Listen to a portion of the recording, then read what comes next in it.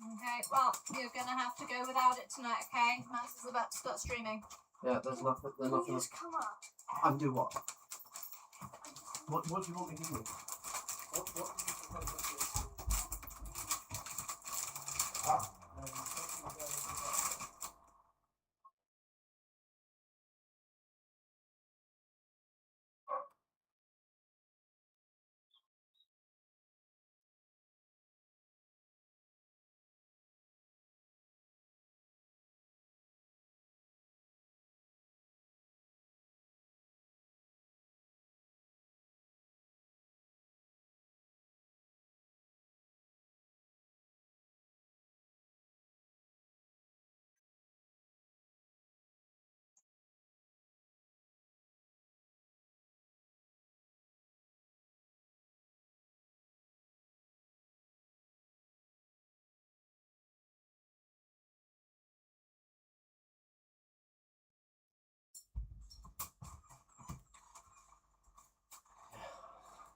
I can only assume that where it's been sat in the sun, in his window with all the windows shut and everything, and it's been like 40 degrees in the room. Shut all the doors, there's no airflow and nothing, it's been left with stuff on a hot window. He's cooked it, and it needs replacing. That's the only thing I can think. I can potentially get it fixed somehow, but that is not research to do, complete and fix in 8 minutes. So he's going to have to miss out watching his video tonight. These live events that they keep talking about, it's literally a cinematic that they're watching, that's it. Like, really? All of this to watch a cinematic?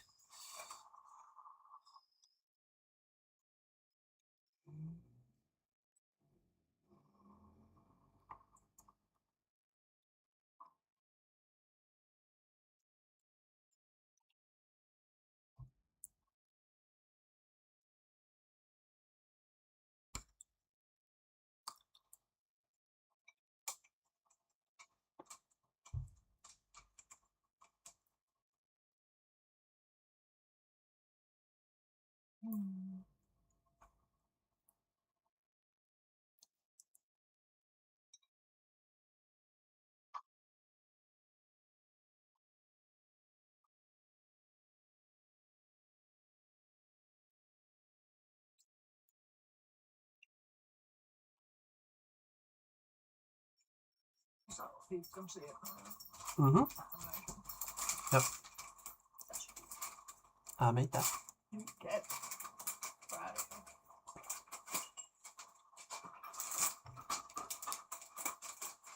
Sorry, ready? I'm not so soft.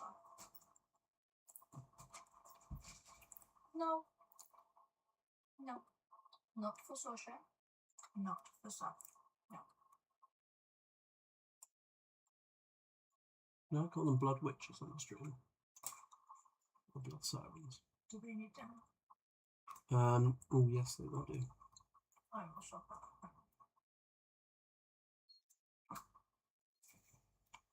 I have a viewer.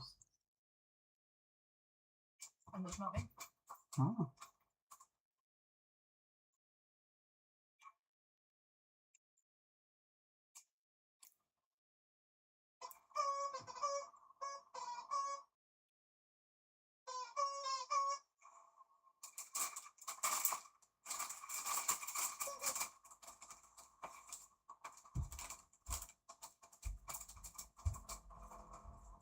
I do.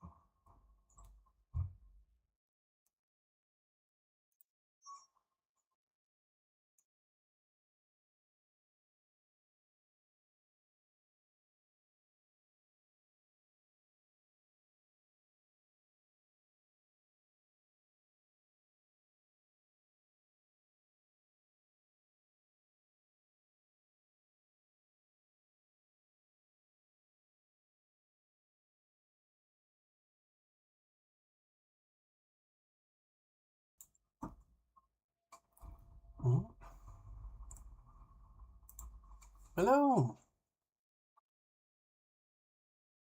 Where's this one suddenly decided it doesn't work now?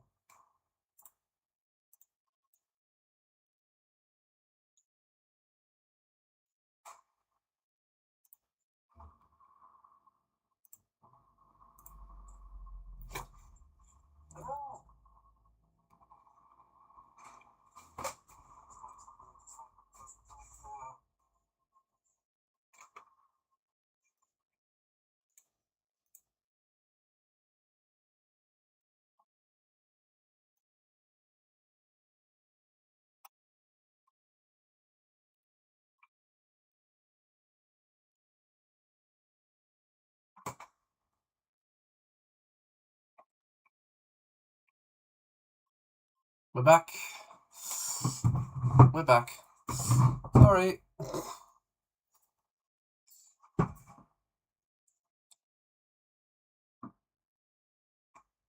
Okay. Fingers crossed that will now work.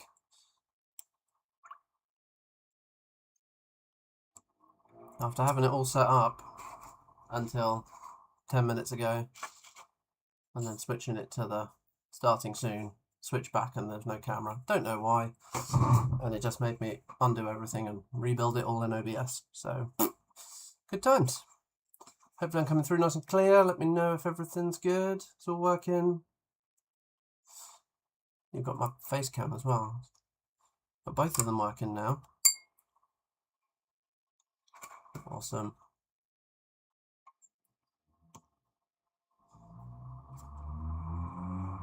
Are you painting as well this evening?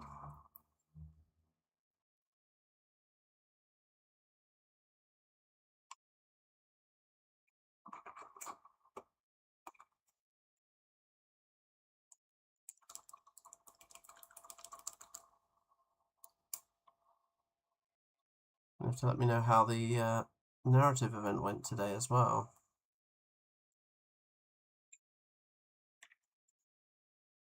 Saw loads of pictures. Looked cool.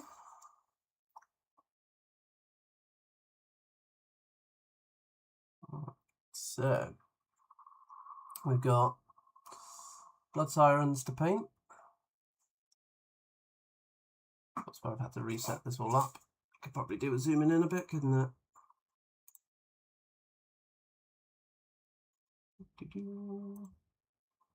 Watching wrestling.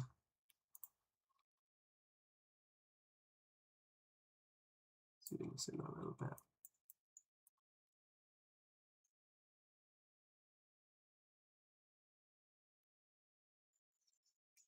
Watching me and wrestling. Okay, so we've got the Blood Sirens. I've got some of the base coats down. And I've done the skin on this one, but not on the other two. So I'm going to see if I can get this one finished and then get one of these to close to done. So we'll see. And I've got my phone here for a nice little picture to go with that as well. So I've reversed some of the colours in the original art. Word up indeed. And let's see where we go. Which word is up? Or is the word up our word? That's the question. We're just gonna get all the black in. I think this non-metallic metals need another stage of highlights as well, by the looks of these. So let's get at least one of these done and a second one done if we can.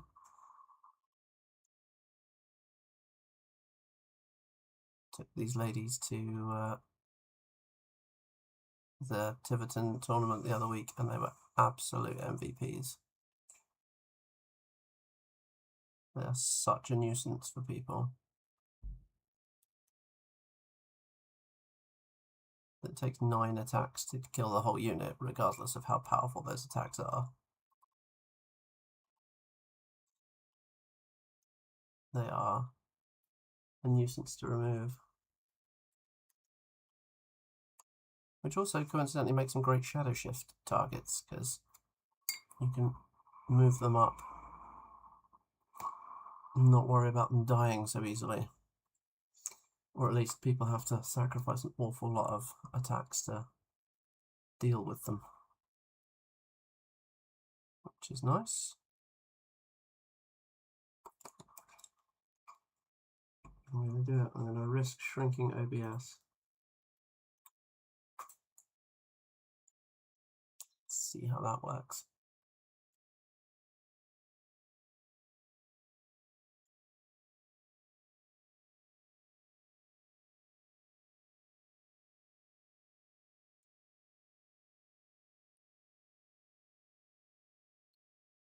Am I reading that right? Have I got 4 people watching? What's going on?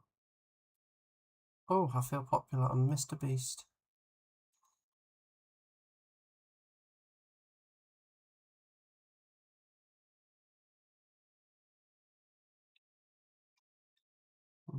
Yeah.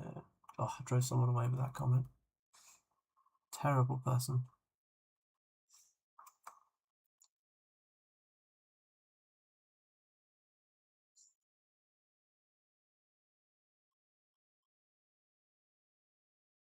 So, anyone else doing some painting this evening?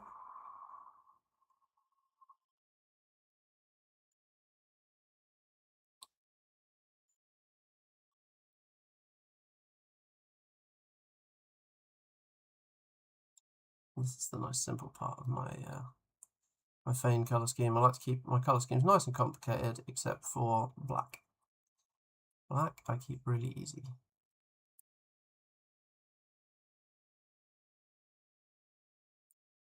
And that's going to be a lot of the colour on this last. That's an armour plate.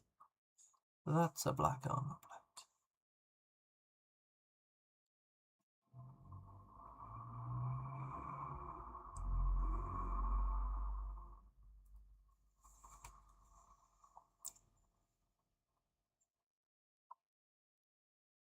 And that's a black armour plate in there. As long as I keep these 2 weird bits on the side of the thighs the same, I suppose.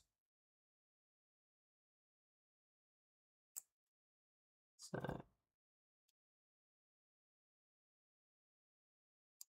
this is just scale 75 black, which is a fantastic matte black. That's really, really good. We're just going to get all of these areas blacked out. And then we'll figure out how we're going to highlight them all.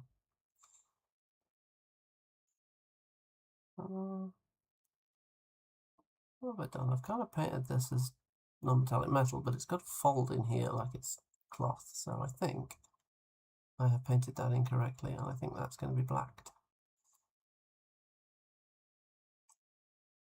I think I've painted unnecessary things. No.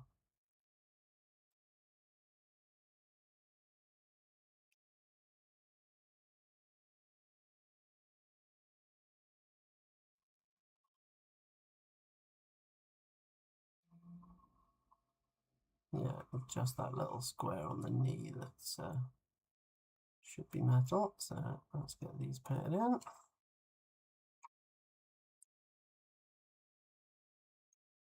Oh.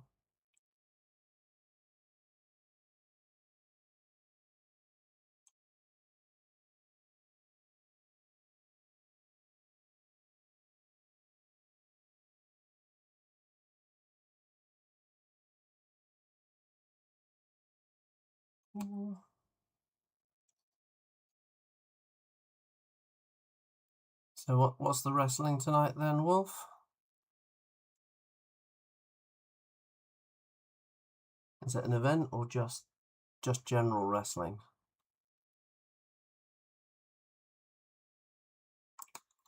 Oh, I've got top shirt, not all shirt. There we go. Helps if I can see all of it. And then I can respond to what people are saying. If it doesn't show it to me, that's hard to do.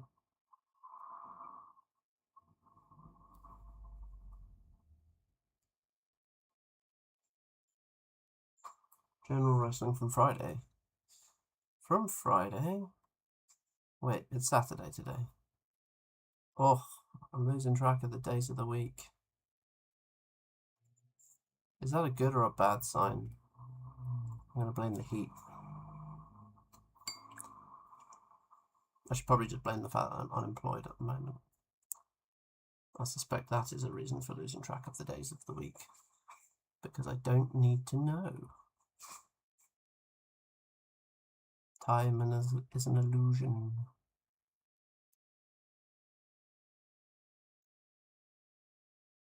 So, we're going to have a load of folds of cloth in here. So I'm probably going to need to make a few distinct colours. Oh, probably space time or a weird soup. Yep. Well, no.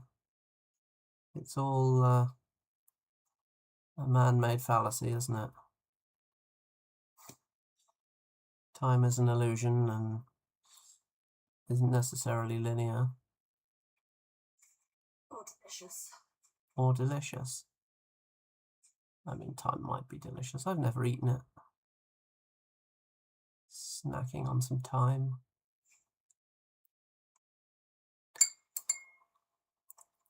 So, I said I painted the skin, and I've just realised I haven't painted under her chin or her throat at all.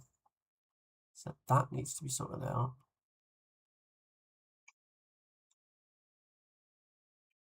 I'm having to add tons and tons of water to this to keep it flowing, because it's still stupid hot.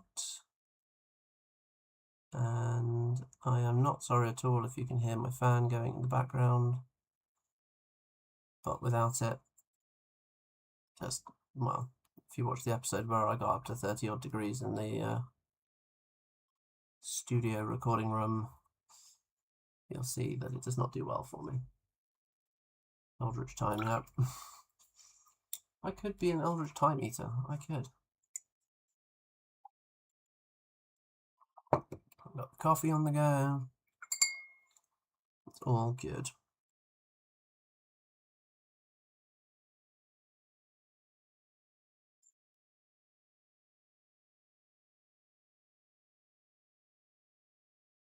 Just gonna get the base in as well, because that will take ages to dry.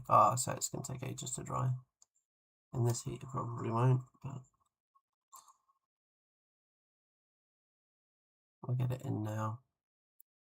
And then she'll look like she's almost done.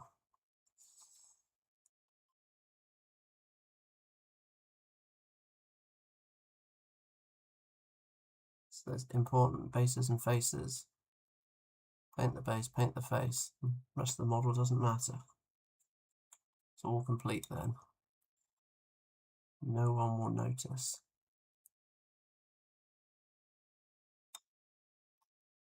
This is not how I approach army painting. That's how I approach painting on an incredibly tight timescale, which we learnt when working at GW.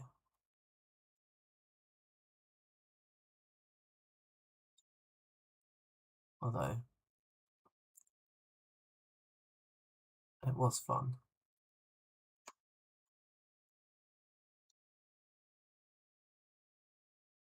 I never did quite finish the old High Elf dragon that I painted for the store all those years ago. 2008. That's when that one came out. And Muggins here thought he would try non-metallic metal by painting a dragon's scales in non-metallic metal, when he had 2 days to paint the whole model, because that's really sensible. So, you know. Right, and then we want Big leather strap along here. Okay, so I know on the studio scheme, I'm going to call him Josh Berman, Quarter Paint, has done a really nice job on the different layers of cloth, but he's got some of them in like a really dark red. But I've reversed these already. So now I think I need to use the bright red somewhere up here. I need to paint these bandages as well.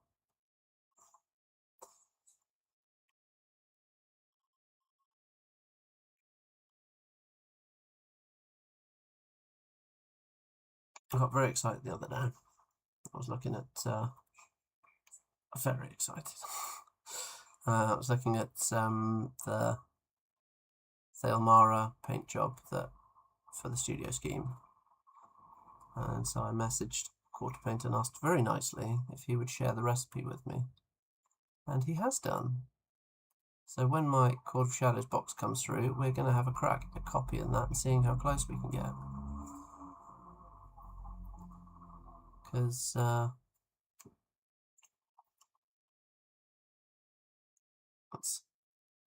it just looks fantastic, and I want to have a crack at it. It's proper glowy, really punchy colour. Got a little patch of skin in the back there that needs doing. And the back of these hands are gloves, I think. I'm painting them as gloves.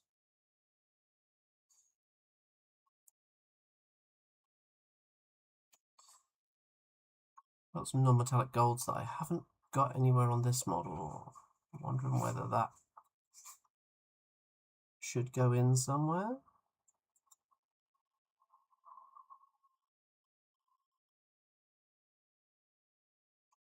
What do we think?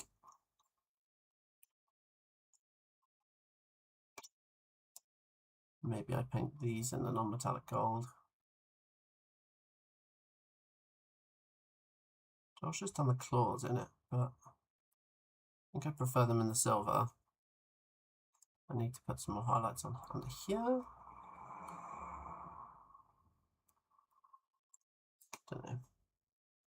Don't know. Push this down a bit more into black.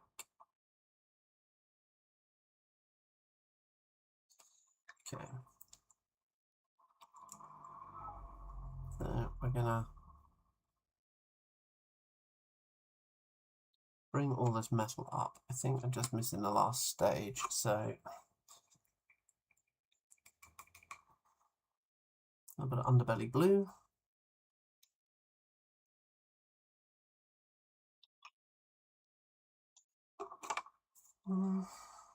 Probably want a smaller brush than that.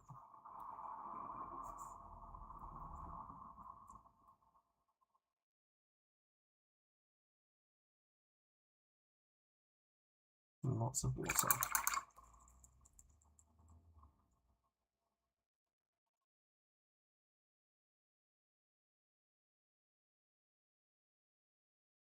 And then just mixing in a spot of Vallejo pale blue grey. Is it called blue pale?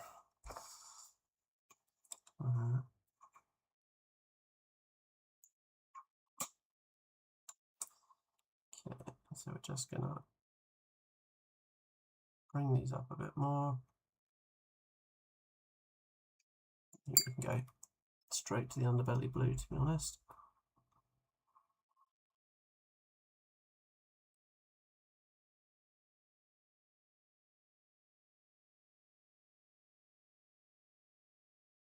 This needs a bit more definition, doesn't it? And a bit more contrast. Where we're working with really small areas.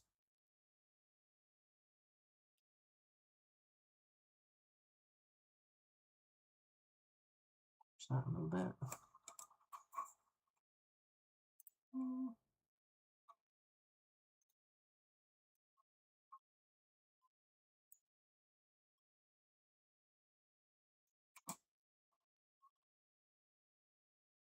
Sorry, organising the screen there so I can see everything again.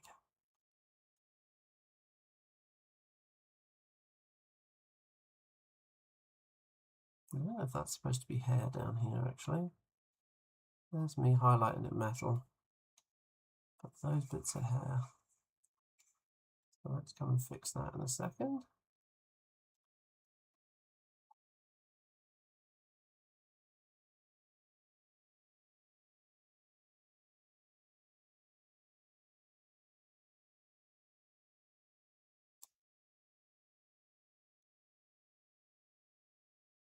What do we all make of the Drago announcement? It's looking a bit sassy.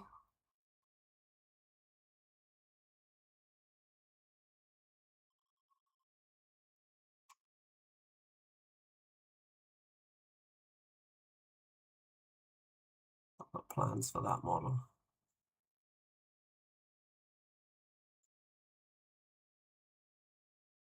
I think it needs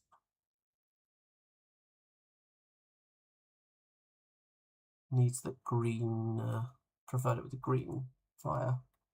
Make it look great. It does, like model wise and rule wise, it looks fantastic. I'm very much looking forward to seeing that in person. I'm not entirely convinced I'm going to buy into Old Umbre just so I can field that. Well, I know I don't have to, honey. My wife has the Old Umbre. She will undoubtedly be picking up Drago.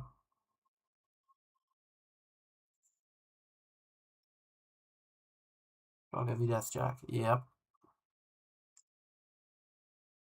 I'm sorry to say, Mike, but my money's on Drago.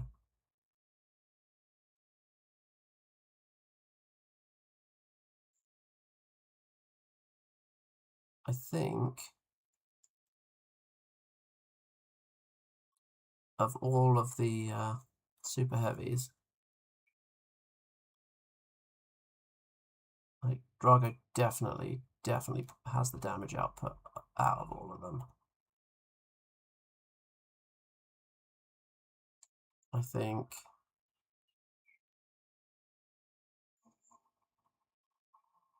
yeah.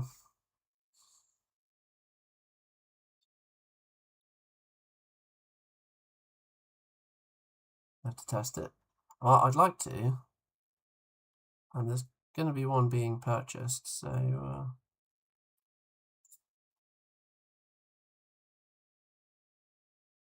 yes, my wife's got all of the Old Umbre, so she'll be getting that one and painting that up, and it's going to look fantastic. Accidentally deleting things. I did wonder, I thought you'd noticed a spelling mistake or something that I didn't clock, but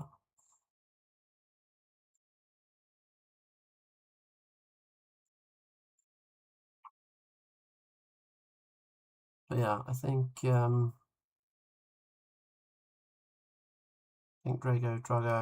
Drago or Drago? See, Ivan Drago. That's why I pronounce it like that.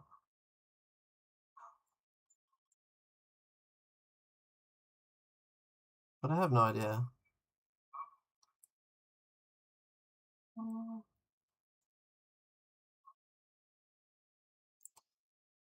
Yeah, he's 9 attacks at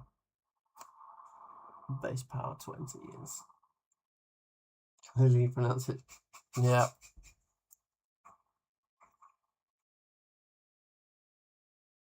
Exactly.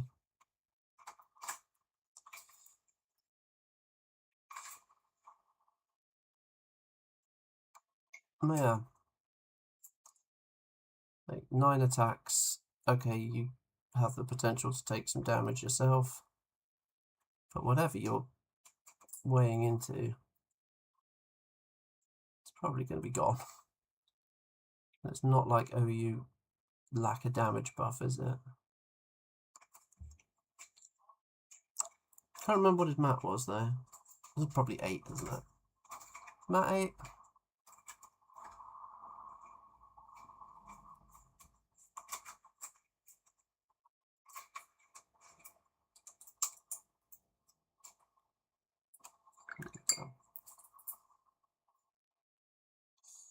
And if I put it over here, you can't see I'll jam it right in that camera.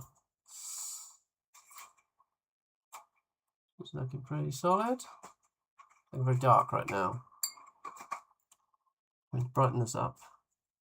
I can do that by painting this hair in black.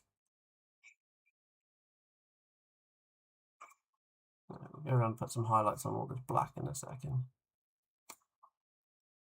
And then see if we want to change some of it. And there's my dog's about to go barking. It's been on one today. Been too hot to take him out, so he's had to suffer the indignance of sitting around at home and sleeping all day, which is what he's been doing. Right.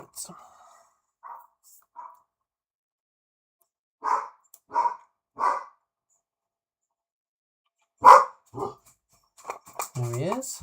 Hello. Yeah, you're upset about nothing. I'm just going to stand in the window behind me and yell at people in the street. Yeah. Good boy. You're not on camera. Sorcerer's down the other side, just followed him in.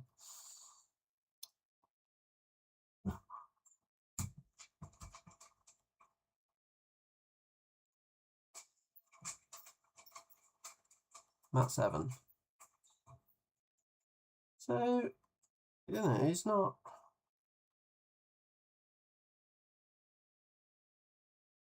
ridiculous, but he's probably not going to be missing.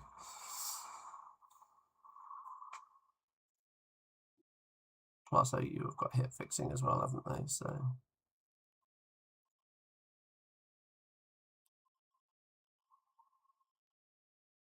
and you can boost using focus or fury.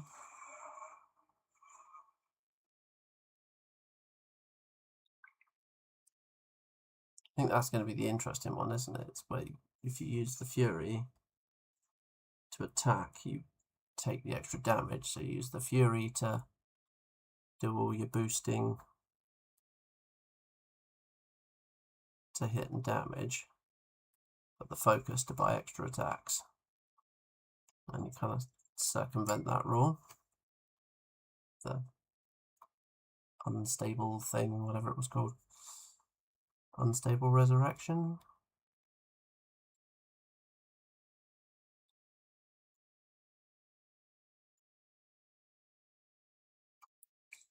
Something like that. But yeah, all in all, that's something nice and interesting, I think. And I'm all for interesting things and strange things.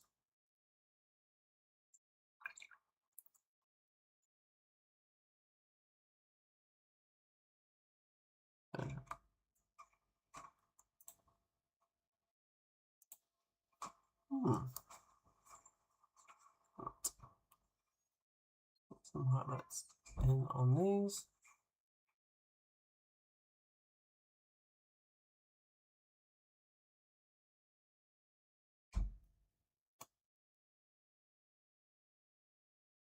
See if we can bring this up maybe. It's going to be flashing now. Oh, even with a wet palette, everything's drying out really quickly.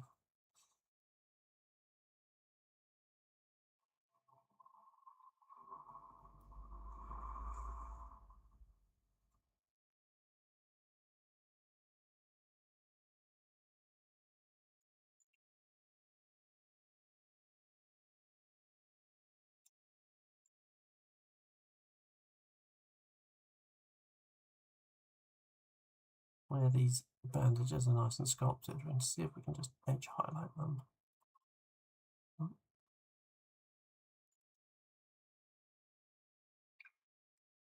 Something in the end of the brush there.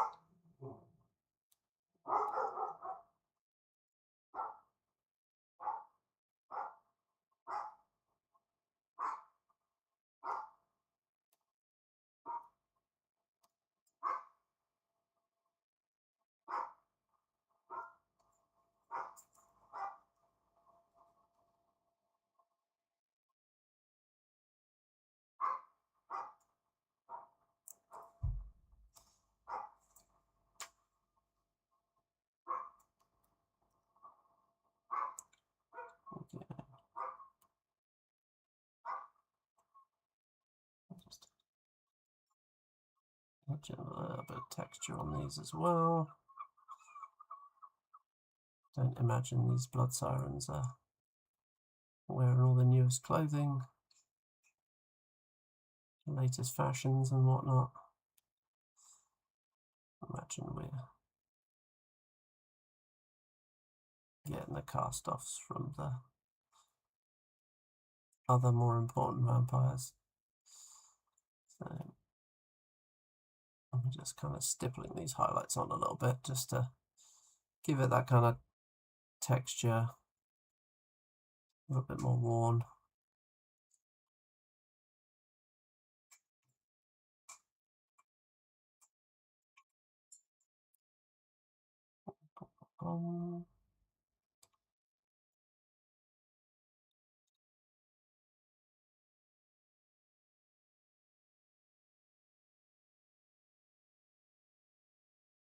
Force to boost too. Oh, okay.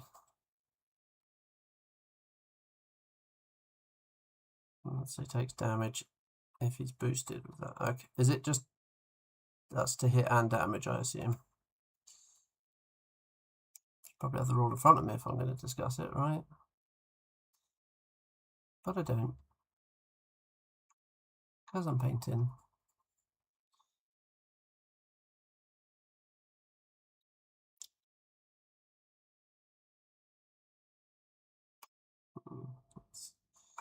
That highlights a little much, so let's just turn that down.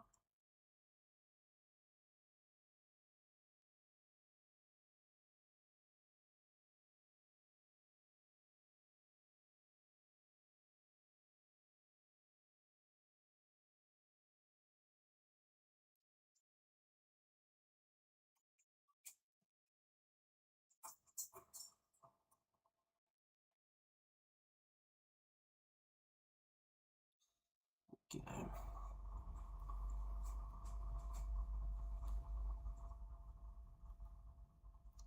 So now I've just forced it down almost to about halfway to where you'd normally do a glaze. And we're just stippling in very lightly these highlights. So it's not mixed at all, it's still just cold grey.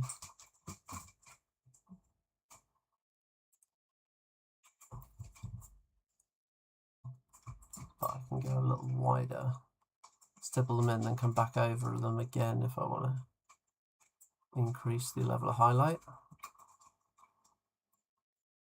Almost like I'm painting in multiple thin layers. Who would have thought that's a good idea?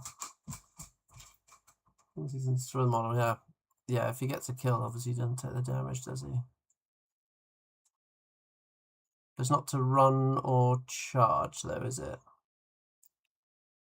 Certain things that you want to force some things and then focus others. There's definitely a right and a wrong way of doing it, isn't there?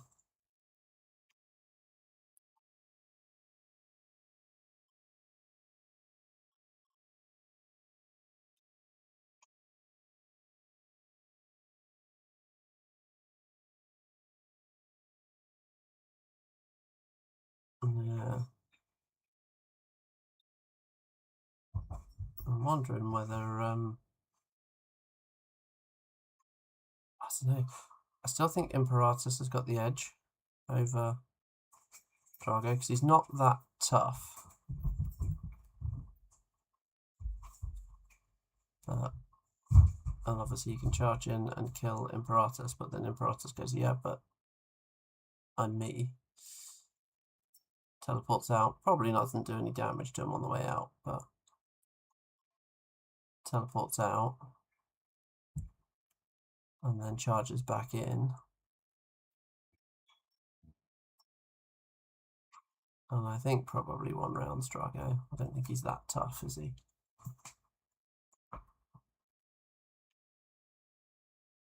Right, I think what we're going to do, we're going to gold this little bracelet bit here to add a little bit of colour. And my paint's dried up, so let me just...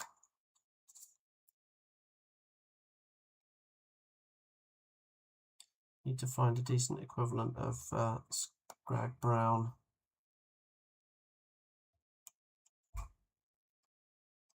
the old bestial brown, which is a fantastic colour.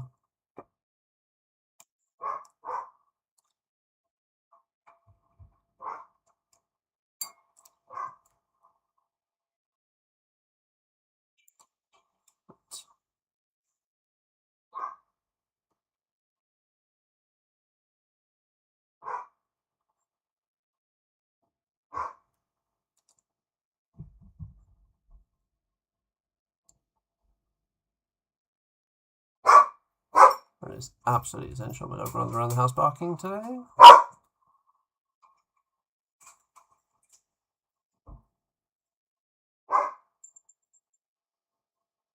There's a very real chance he's chasing a fly. That is one of his favourite things to do.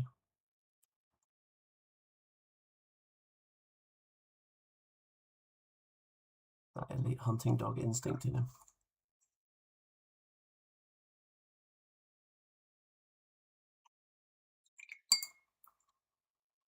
Right. And then I need to get some skin in there and under the neck.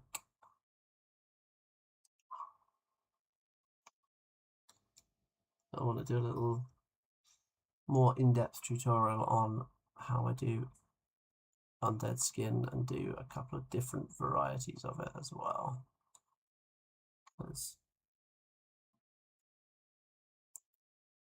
Even between the House Callus and the Fane of Nyrro, I've got two different ways that I do the flesh. In fact, three different ways I do it. Just to kind of distinguish the different types of eldritch and how well fed they are and all that sort of thing.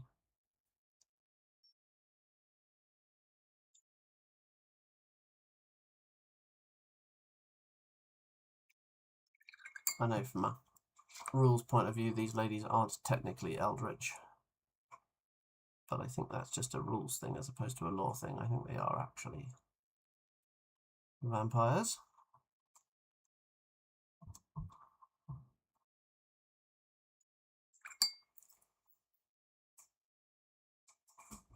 This is a relatively simple undead skin tone. So we just do cold grey, add in white, highlight it up as you would normally for flesh. You're going to come and yell at me, okay.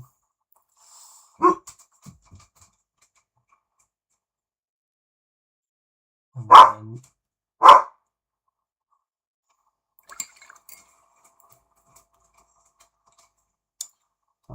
Soft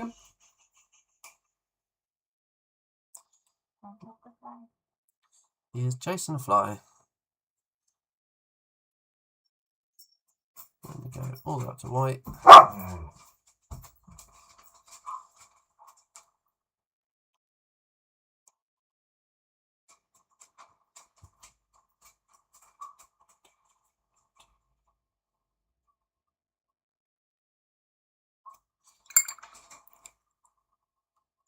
Oh, do we have a bit of skin in the back there as well? What is that? That is a gorget around the back, and that is cloth. Okay. There's more cloth in the back there.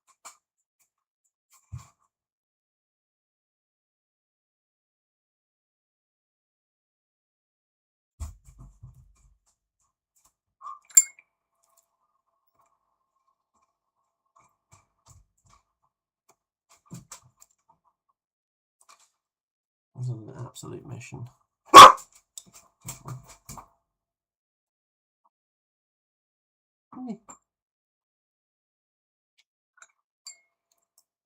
Right. Then use GW Contrast Plaguebearer Flesh, which is a fantastic colour. And we don't use it like a normal contrast.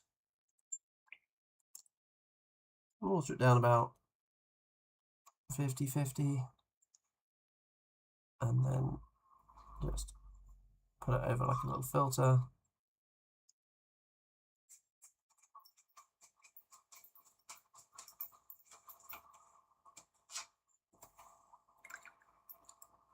And then that needs a minute to dry. So we'll go and do the next bit on the non-metallic gold. This is where I get to use my wife's favourite paint in the whole world, Scrofulous Brown. So just Scrag Brown, 50-50 mix of Scrofulous Brown. Let me just highlight as per a non-metallic metal style, which is 90% of the work of non-metallic metal is knowing how to highlight it properly.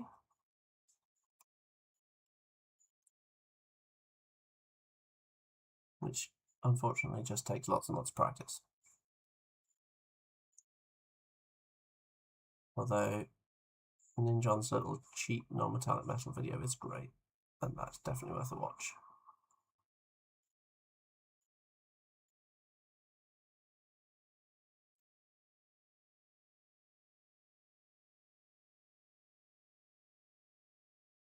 Catch that bit there, a bit there.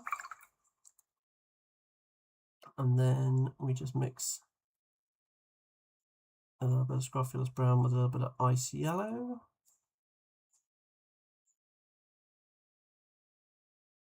Just going to throw out there. If you're highlighting anything, you're not sure how to mix up a highlight, Ice Yellow is probably the answer.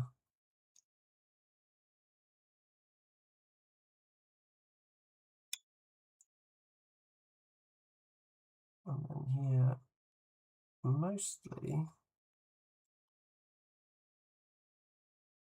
we want to edge highlight with this.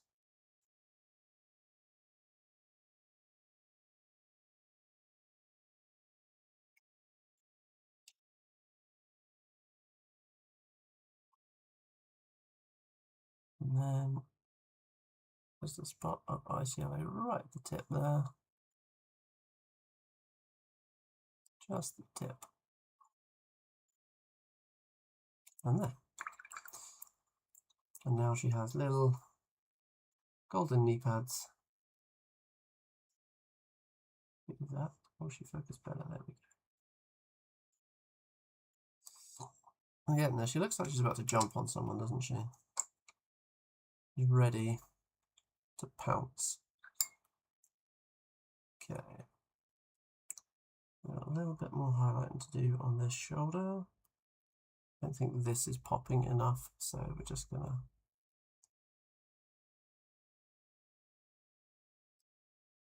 push this highlight up a little more, make it a little bit bigger.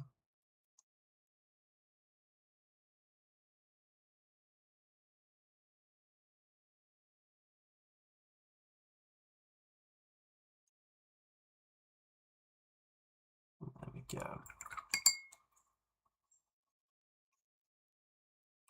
Okay. She's starting to look pretty good, to be fair. I think we're close to done with Blood Siren number 1.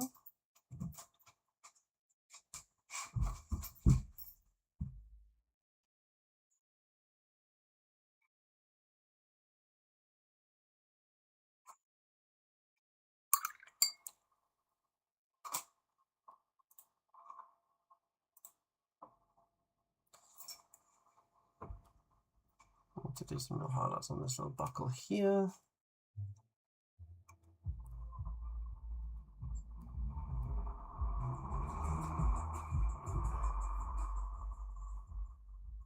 There we go.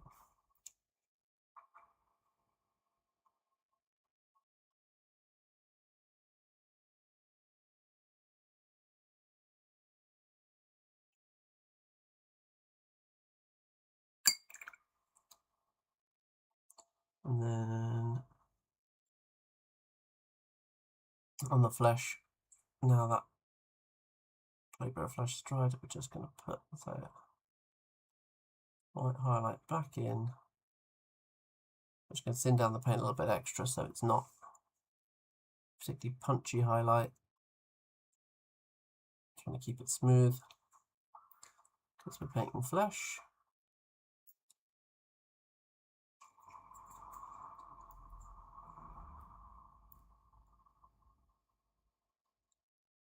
Okay.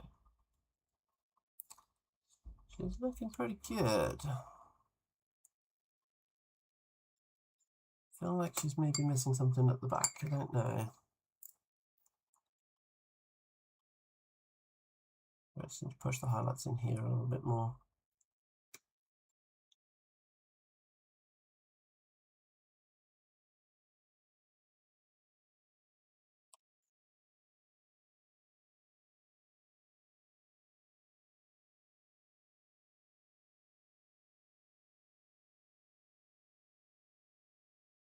There we go. Okay. And now basing. Always keep basing nice and simple. Always just fairly minimalist. So it's just Battlefield Brown and then a dry brush of Rakarth Flesh. And then we'll just add lots of tufts and plants and debris and stuff over the top. All of the tufts and little plants and things you can get do absolutely tons of work for you on bases. So if you're looking to step up your bases, go and invest in some little flowers and things, little flowery tufts. And that will absolutely step things up. If you can try and keep them in theme a little bit, even better. And now we've done that. Good rim job. And we're away.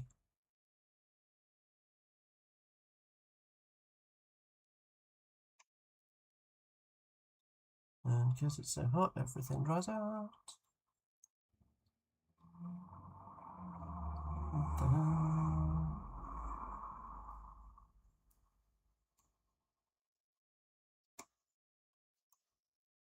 I'm going to turn the light in here. It's starting to get dark already. Summer's gone.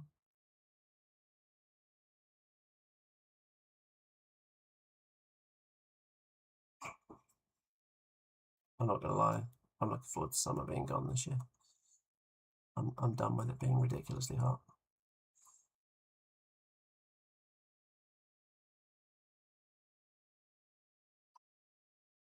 Pretty sure most of England is.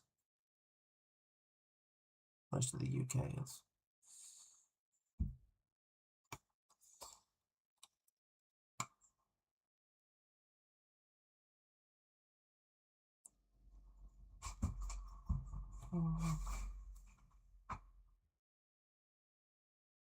Let's give her a second to dry and then we'll do another quick check. I'm just going to turn the light on. Oh, God.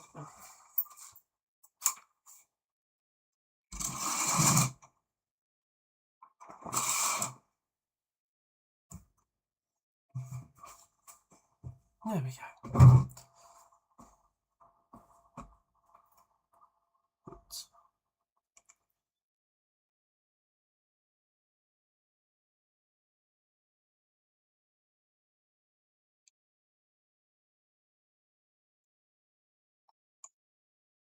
I'm charmingly lit by this lamp here. There we go.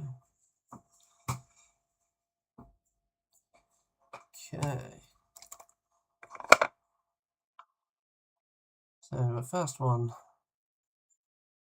think done. I'm pretty happy with that. It just needs to be have her base numbered. Because I'm definitely going to be running 2 units of these. Second unit's been ordered. They should arrive with Nyrro, who looks like absolutely tons of fun. Don't know that Nyrro is the best warlock for Fane, but if you want to, and pun intended, build a batshit mental list, she's definitely the answer.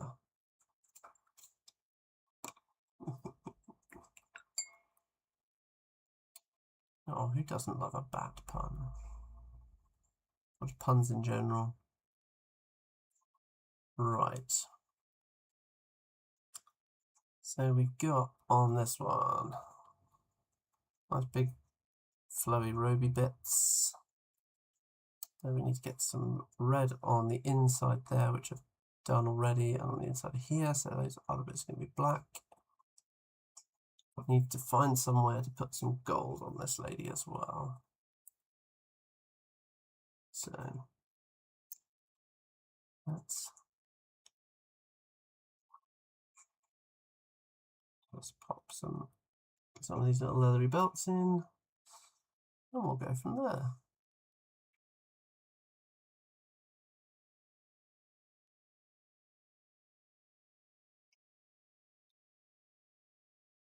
Managed to secure some extra pots of the hexed lichen, which I use as the undercoat, which is this nice, like, deep purpley tone that you can see. I had concerns because I have changed the colour of it. So that is the original hexed lichen. And then, oh, where have I stashed my new one? Somewhere safe, it seems. That's not it. Where did I put it? Here it is. So that's the old one. That's the new one. As you can see, two very, very different colours. So, fingers crossed, I don't run out anytime soon. If anyone's got a secret stash of hundreds of pots, I'm going to need those. Right. What do we think? Of course, my scrag brown is dried out on the wet palette because it's too damn hot.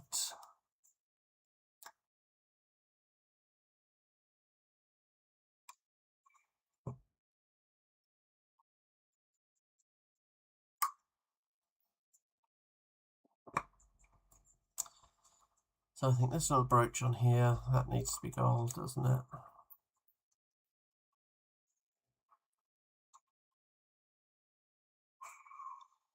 Do you reckon jazzy earrings? Earrings in gold? Or is that big brooch enough?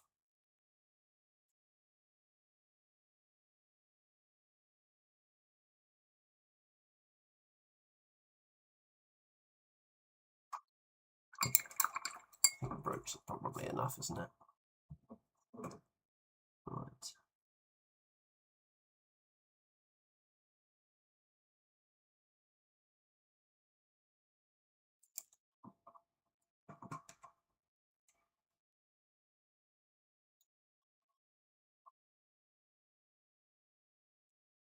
Okay.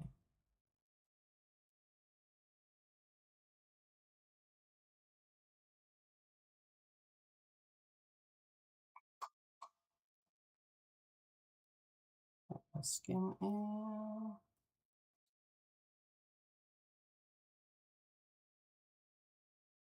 This is just Vallejo Cold Grey. It's a nice warm, weirdly, despite the name being cold grey. It's a yellow-based grey that actually comes in fairly warm. I think actually they've changed the name of it to neutral grey now. But it makes a great complement for like pallid or unnatural flesh. because you've still got that yellow in it. Kind of tricks the eye a little bit, which is nice. Right, I think we're wearing gauntlets. No exposed midriff here.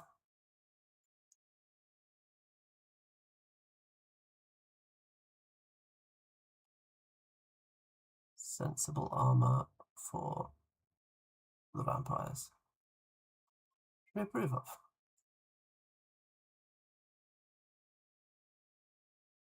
It's cool.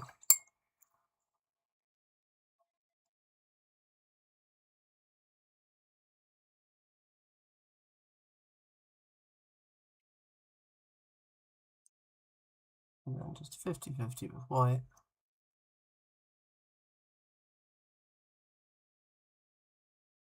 And this one we can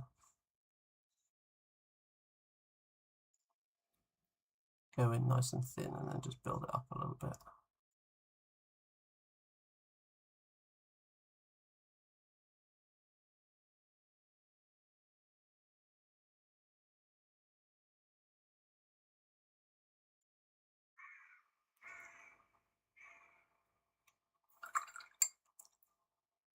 And then just go with the white, which we just need to top up because, again, it's drying out the palette. At least I think the madness is over, and I think we're on heatwave cooldown now. After 5 or 6 heat waves. And our ridiculous drive the other day, because the main road from where we were going from and to was on fire.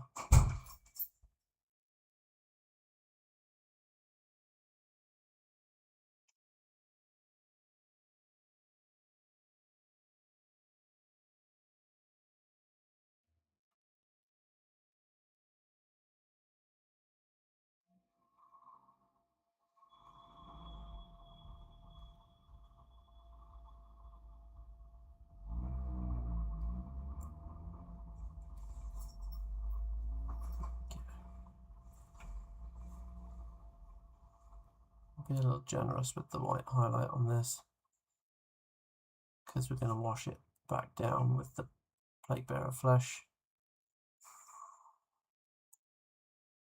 We can go a little higher than we would otherwise, and it will get blended in and toned down a bit by the wash. And then when we go back in with the highlights afterwards, we can just be a little more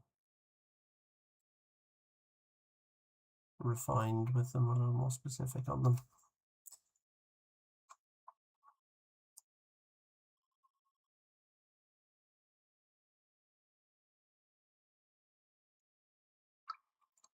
It gets me I'm painting the hair on these black, but all the other Eldritch have got white hair, haven't they?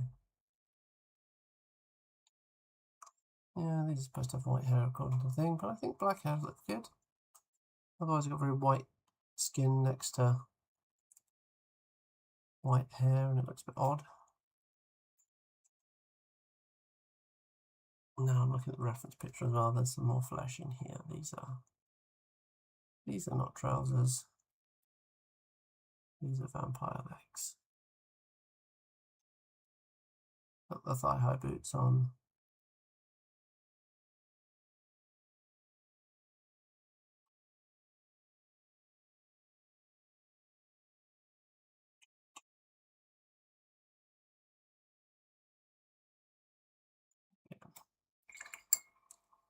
I'll wait to do the wash on the face until those are done as well.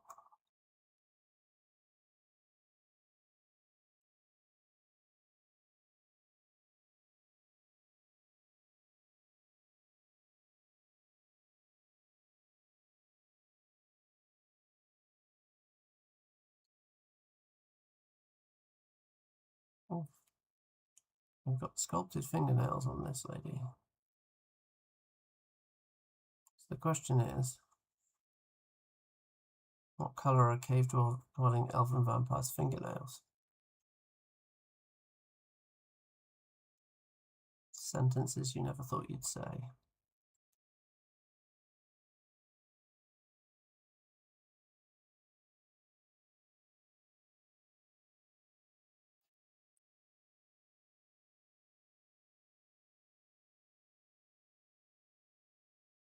It's interesting, she seems to be wearing fingerless gloves as well. There we go.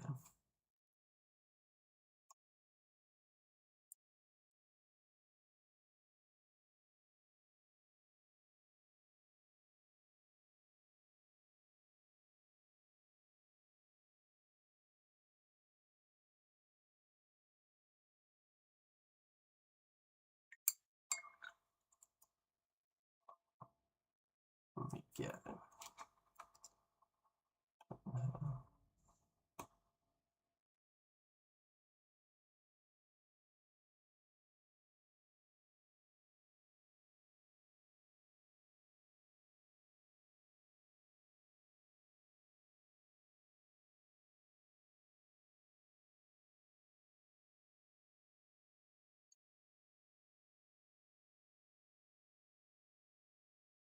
There's a little Goldie in there as well.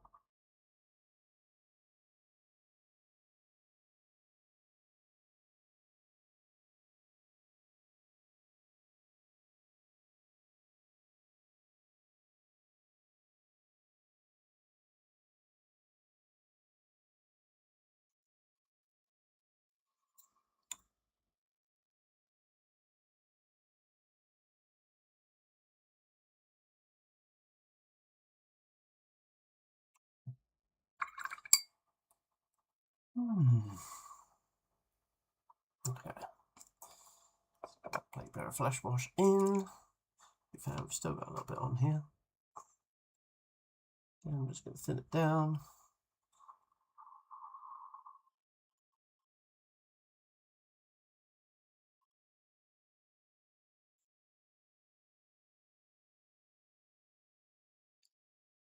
Nice.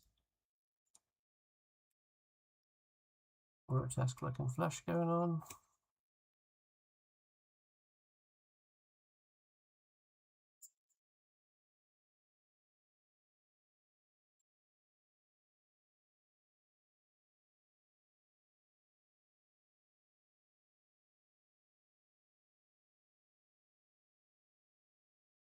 I don't know why of all of the Eldritch Hycene's the only one who gets a nose. And the rest of them are noseless. But she gets one.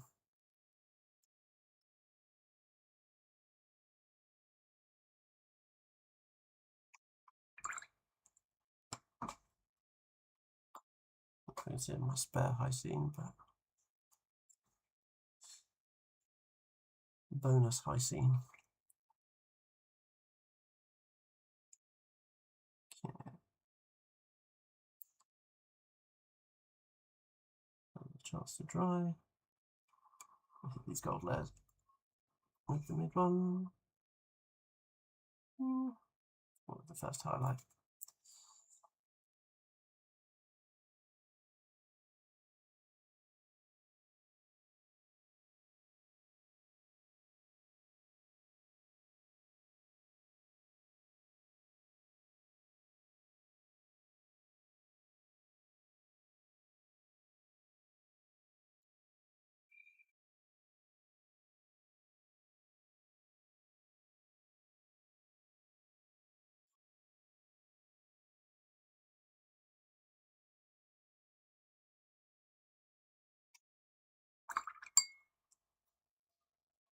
Yeah.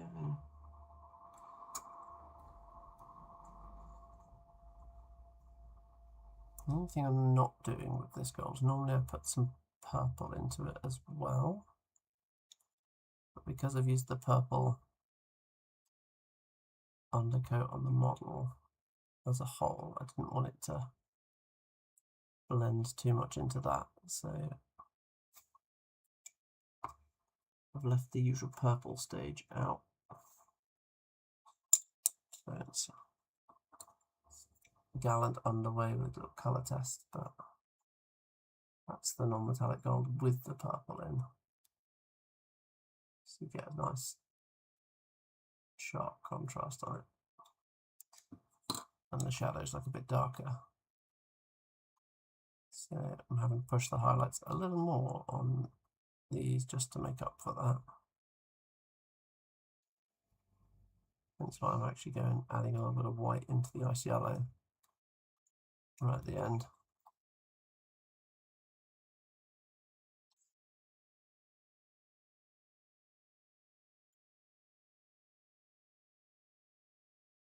Just where these patches are so small, it's quite difficult to hit just the right pieces as well.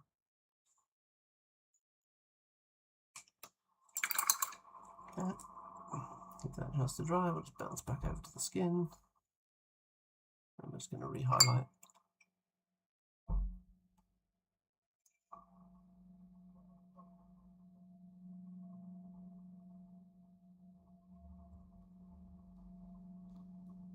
And the chief brush licker as well.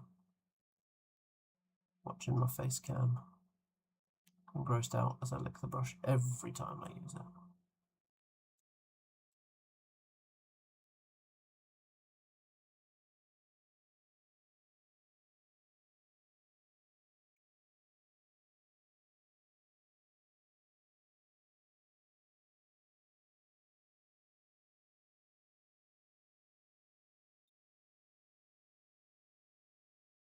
You know what these kind of remind me of? Yankee. Especially the devoted with the like monk stance.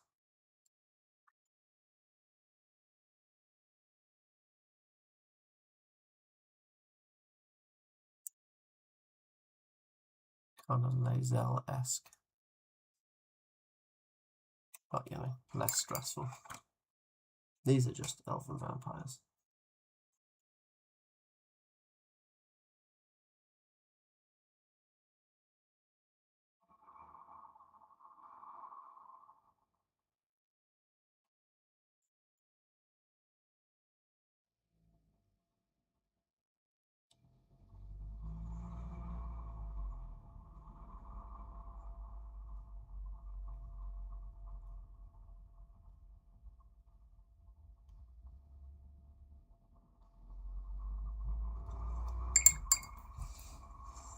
And then here comes the fun part.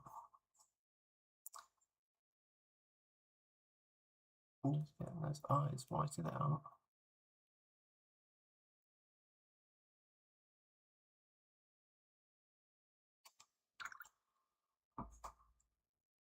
Can you even get the paint to the right consistency for this?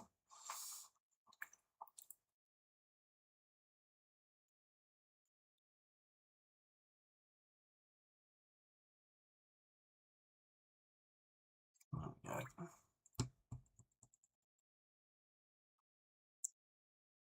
And then in the eyes, I don't know, which one did I use? No, I didn't use that. I used this. A bit of Vallejo blue-green. Very nice pale turquoisey colour.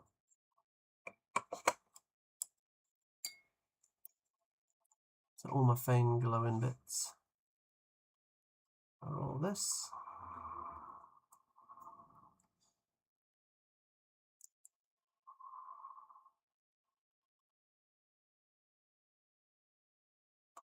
Right in the eyes.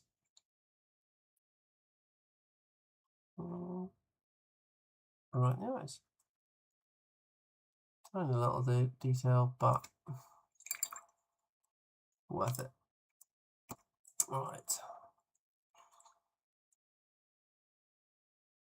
My black's nearly dried out because, again, it's hot.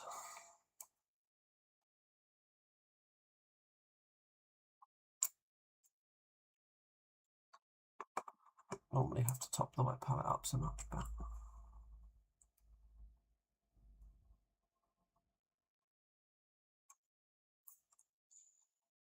okay.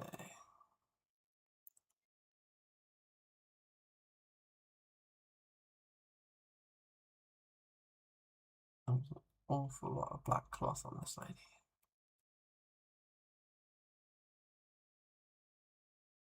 Go through, black it out, and then we will highlight it slightly differently to add a bit more colour and texture back in. across each one.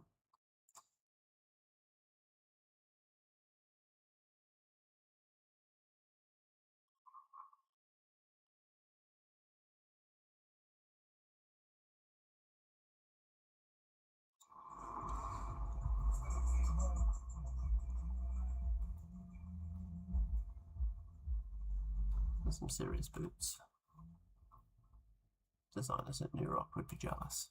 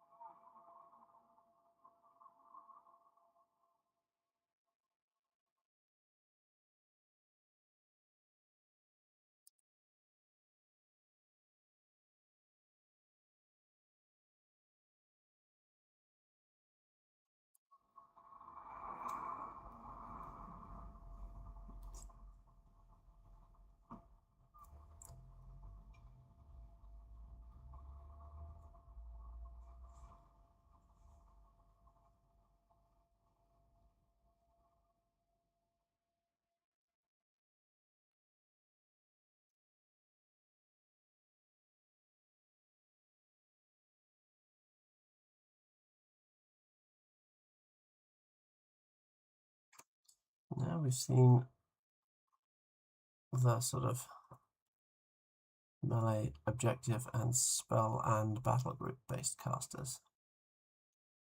I wonder what role Harasheth's going to be. I think he's going to be like the infantry buff machine.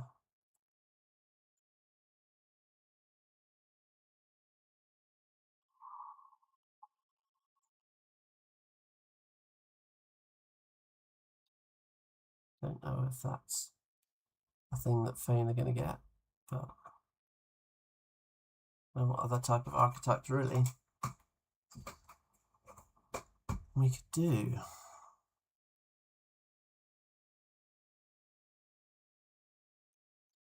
We'll find out in 2.5 weeks. What's the day? It's the 15th today. And they've released the rules for the next box on the street date of the last one, haven't they? So Court of Shadows should be 1st of September. So I would imagine we'll get Harasheth spoiled at that point. What people make of the current cadence of releases and spoilers and rules and things. But I'm pretty happy with it. I don't like playing with unpainted models, so it's given me time between releases to get everything done.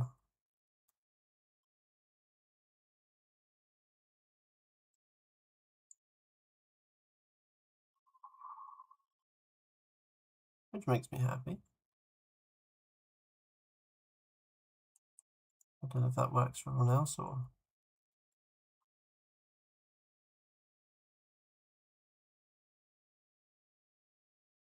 Some of you don't play it slowly as I do, so...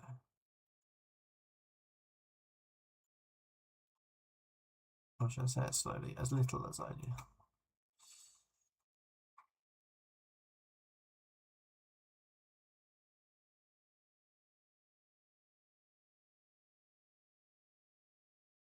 I felt I've kept pace with these releases quite nicely.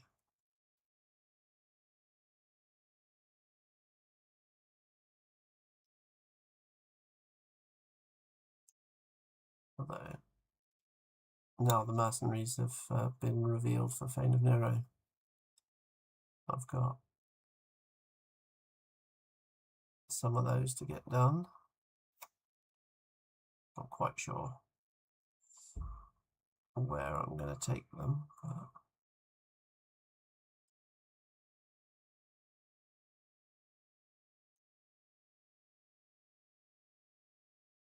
think Morgreth doesn't really bring much to the table. And the defensive strike on a weapon master's okay, but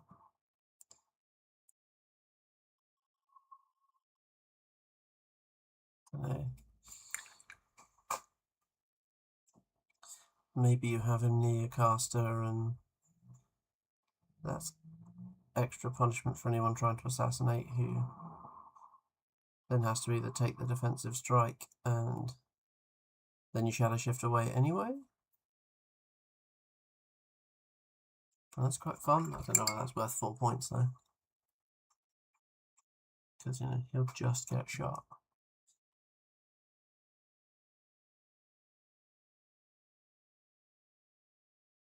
And for 1 point more, I can have a strike on. And as we well know, Warmachine is better with strike-ons.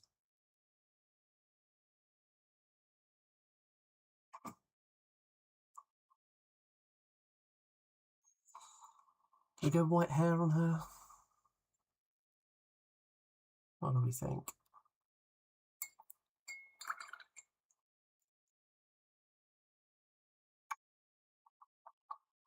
I'm not sure.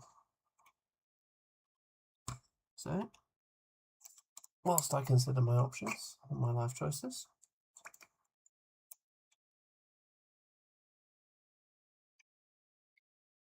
let's get on with the non-metallic metals.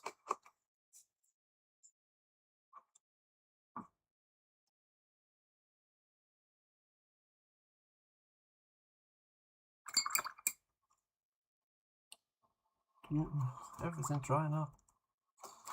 It's almost like there's a heat wave.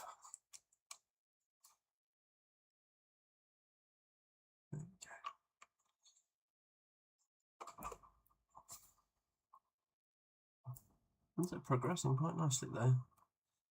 Kind of steamrolling through these. Speaking of, I think there's only 1 ticket left for our September steamroller. If you want to join us on the south coast of the UK,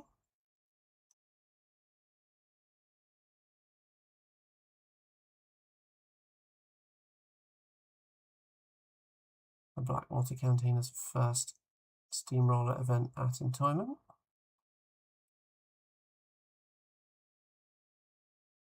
Robin and Mike ran our first narrative event over at Hobby House in Southampton today.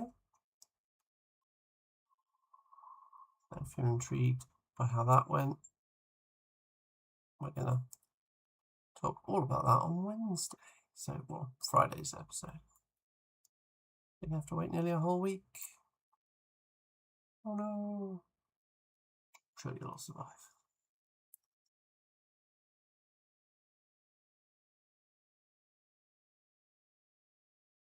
I've seen lots of photos, but I don't actually know any results or anything that happened, but hopefully there's some cool stories, some cool pictures that have come out of it.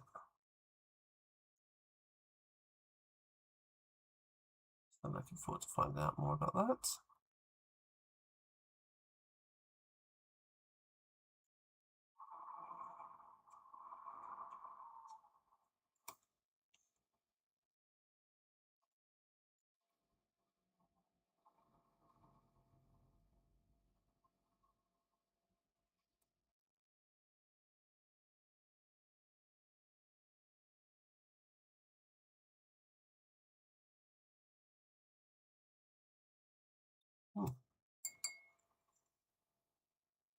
This pommel didn't even get a base coat, look at that.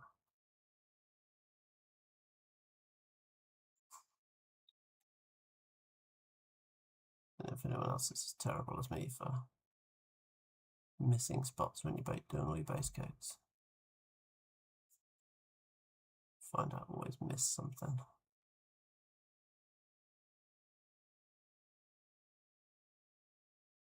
When I get to the first highlight stage, I'm like, oh.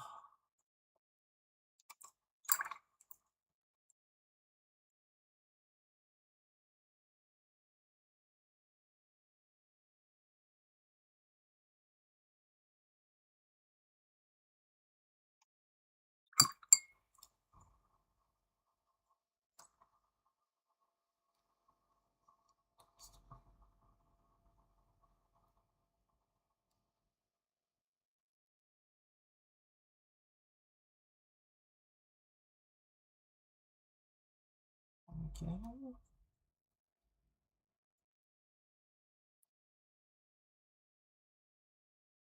What do you guys reckon? White or black hair?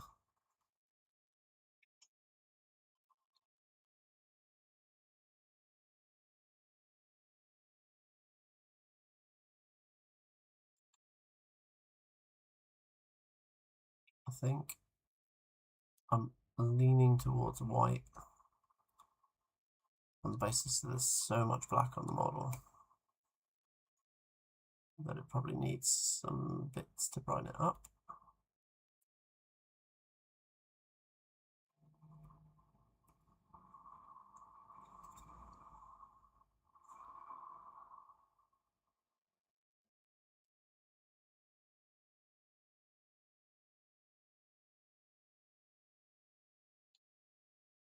There we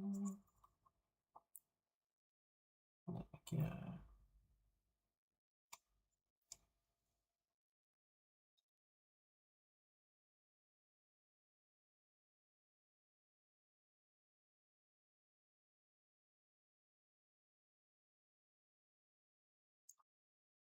Need to sort out my two beasts from my Death Whisper box as well. I've got all of the extra arms and things printed from the My Mini Factory already, and they're about half painted, so just need to get the bodies done, and then I'll do the arms and heads as I add them to lists.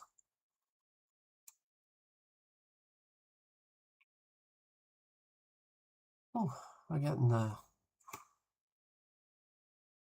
That stage to dry.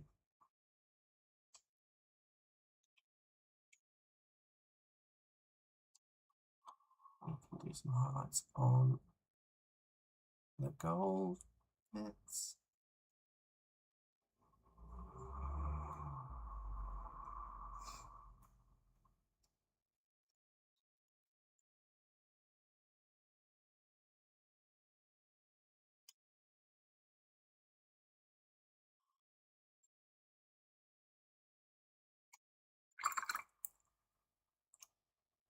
Okay.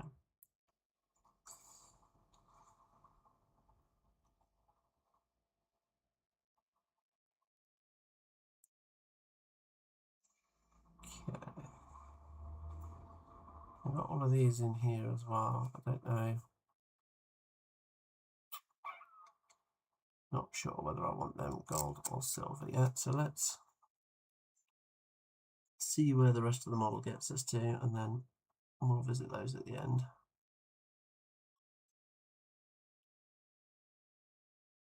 It's my handy little palette here.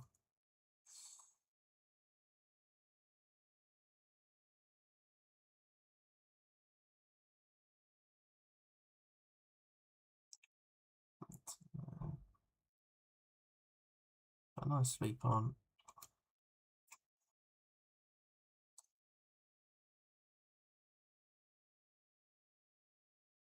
I'm going to place this highlight incorrect against that one. It should be there, but we can fix it.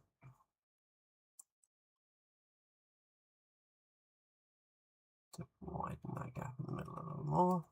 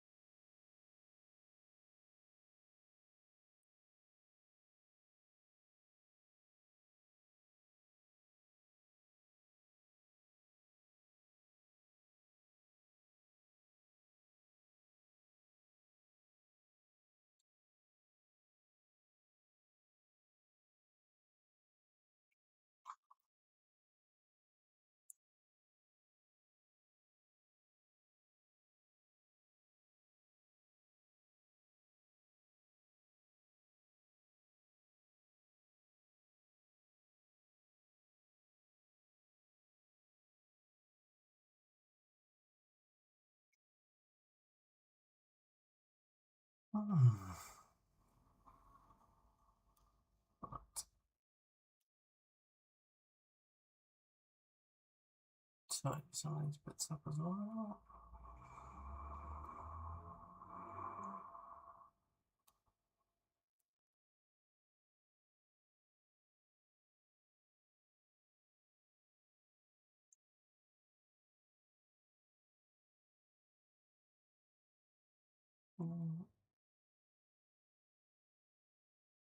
Nice little sharp pieces. Right.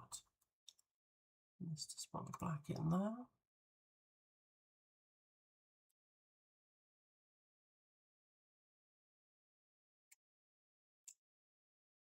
And on the top of this collar as well.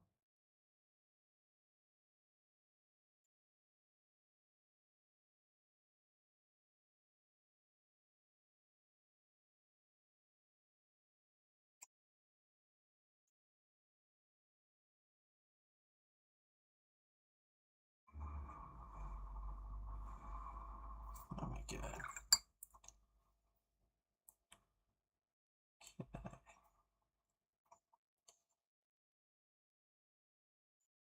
20 more of the metals to go.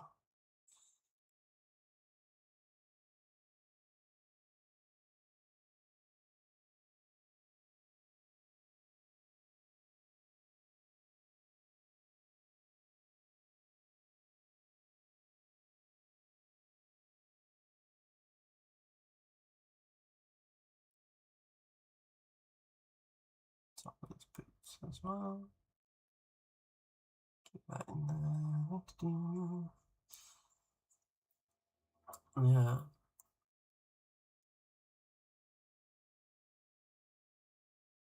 These were definitely a winner for my tournament the other week.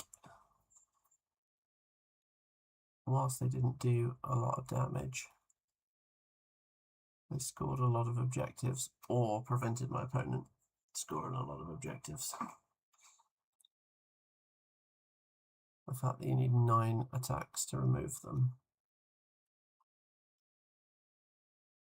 A lot of people don't want to commit that much. And they're not exactly hard to hit. Oh, defense 12.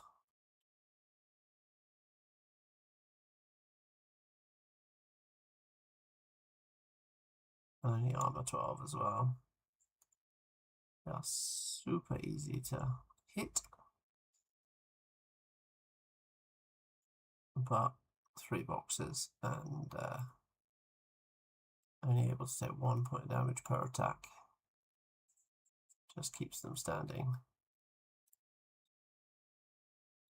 And where they've got the 2 attacks that let you move in opponent's model, they're great for clearing out areas. Still have to deal with those things, but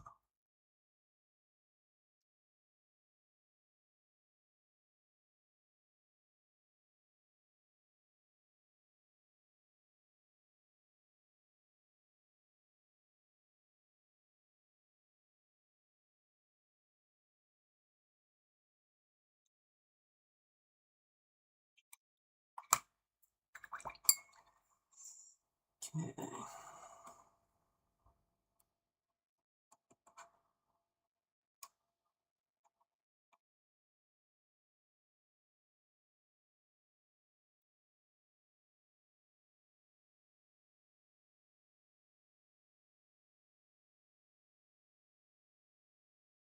Okay. Hopefully I'll be able to get some games in the next week or so. About a week and a half of being away, having withdrawal from painting and playing, so hence the stream tonight. Jump straight back on it. Did manage to get a little bit of painting during the day as well.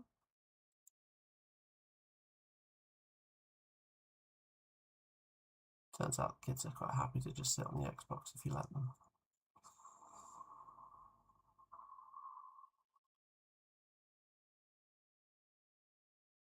But we did play some board games as well today, which is good.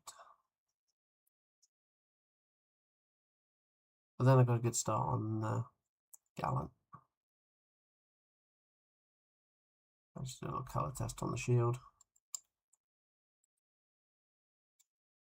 Got started on that.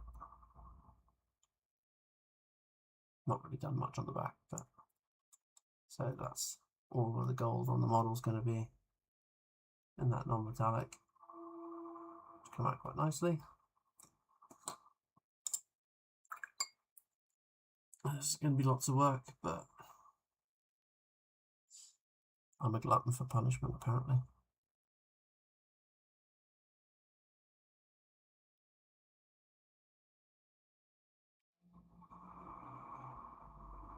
We're going for Connie and Gallant to be all battle worn and chipped from their adventures wandering around the Iron Kingdoms. I figure they're not going to have a lot of time to rejig his paintwork or anything, so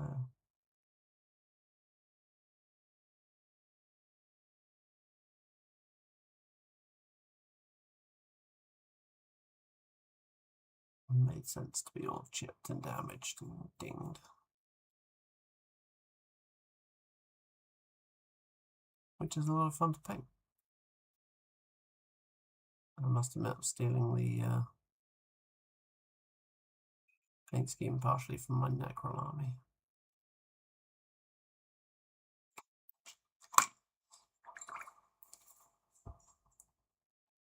Ooh, right.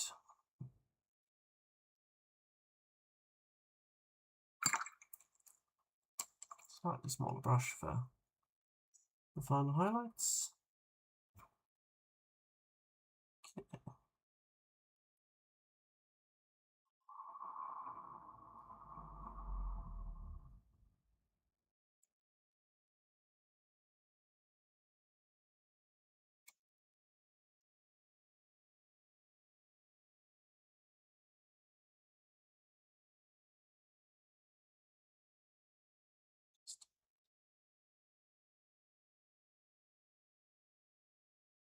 One of the things we can do with the non-metallics as well, where we're putting these highlights in, is if we feather them slightly, we can make an edge appear damaged, dinged, or dulled in some way. All these completely intentionally.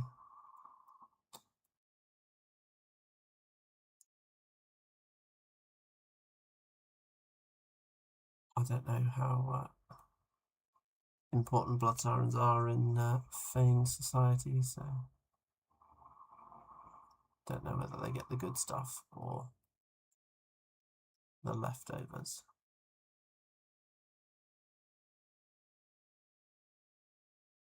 And they don't qualify as Eldritch rules-wise.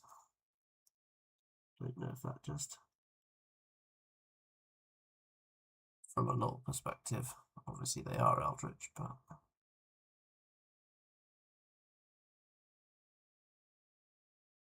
from a rules interaction, they don't get the tag.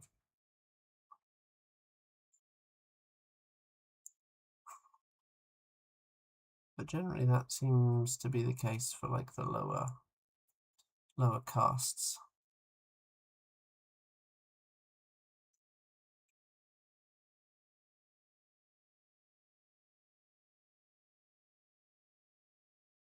So the merciless and the devoted are the same.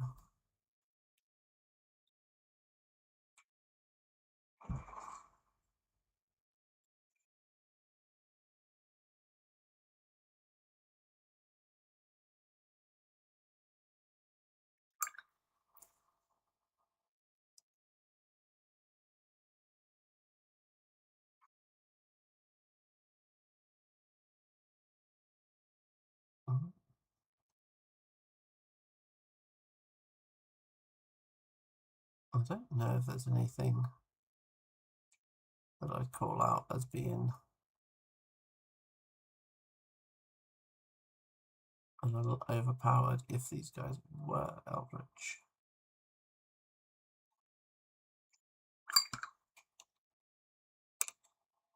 And that only affects what High Scenes, Hunger, and Vorsalisis.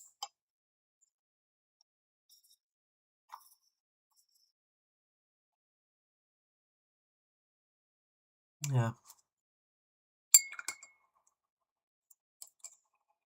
So, what would that be?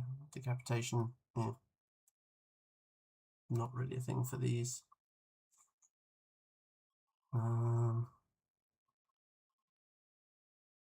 High Scenes, other ones. Shaking effects. I suppose it would let them buy extra attacks with. I don't know if they killed something. And I don't think these ladies are killing an awful lot.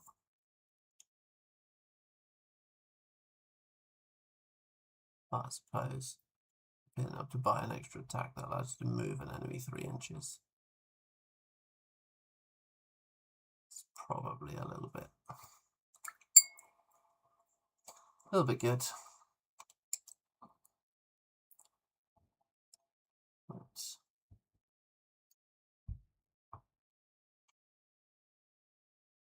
But the brown. P3 Battlefield Brown for the base.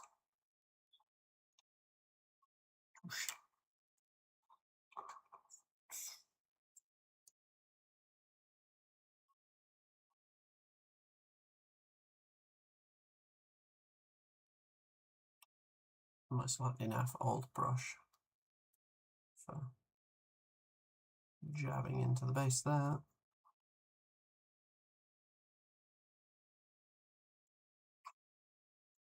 Tell you what, the amount of abuse this brush is. It's only a cheap army painter standard size brush, but the amount of abuse it's taken over the years and it's still ticking.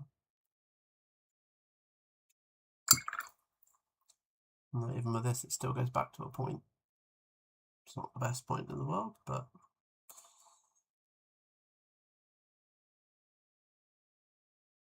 it does the job.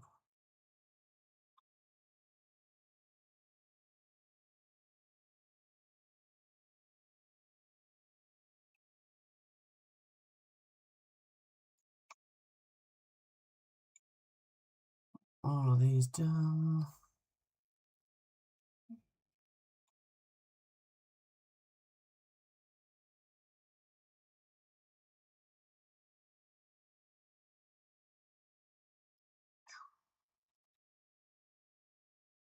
So I might go and paint the base on the other one now, because this is going to take a while to dry.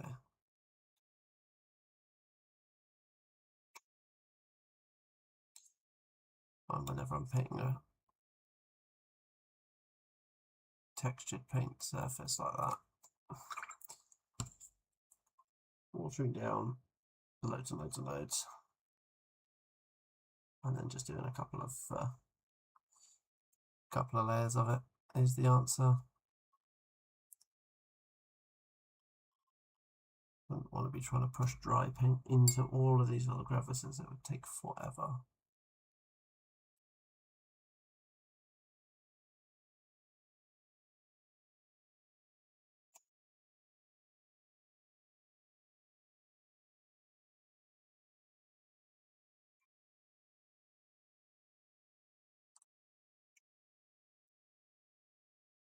I'll dust on this model.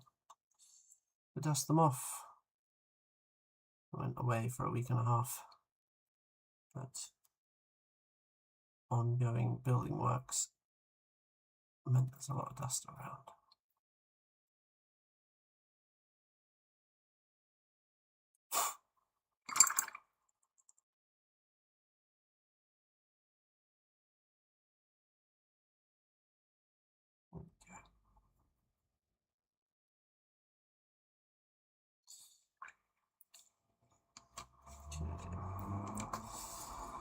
Right, this lady's actually looking close to done as well.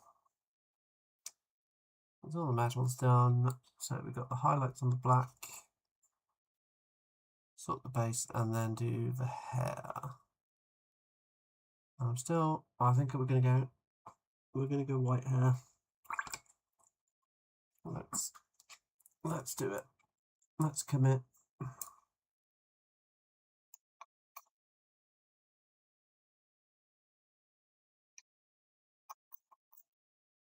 He says, realizing he's very nearly run out of cold grey. I think I've got a replacement though. That's lasted a little while.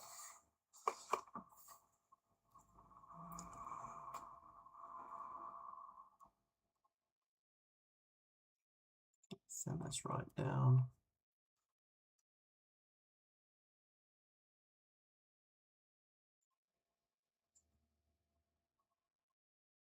Nice big plant.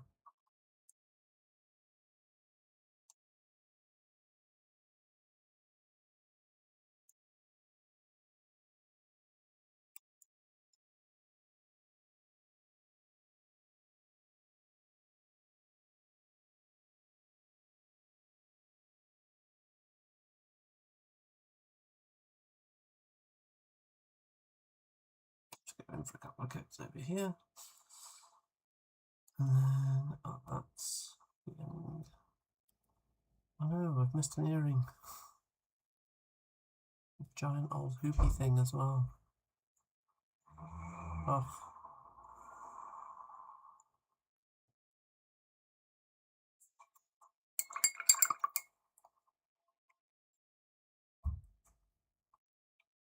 Right, let's do that in metal.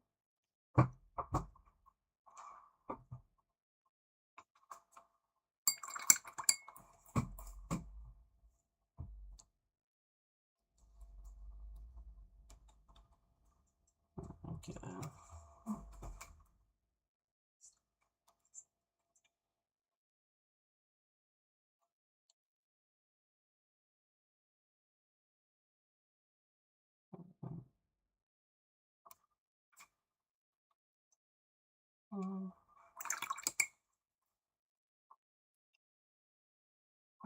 Use the same cold grey to highlight all of this black. All of it. There's tons of it. How can we break this up a bit?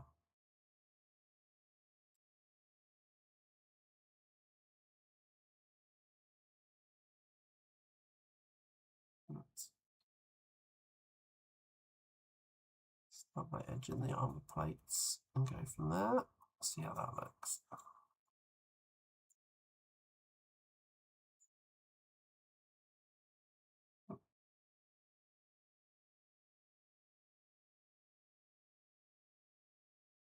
Okay.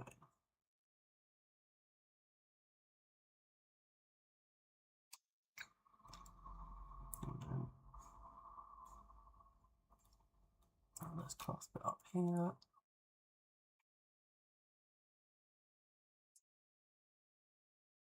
Just going to stipple in those highlights again, putting that texture in.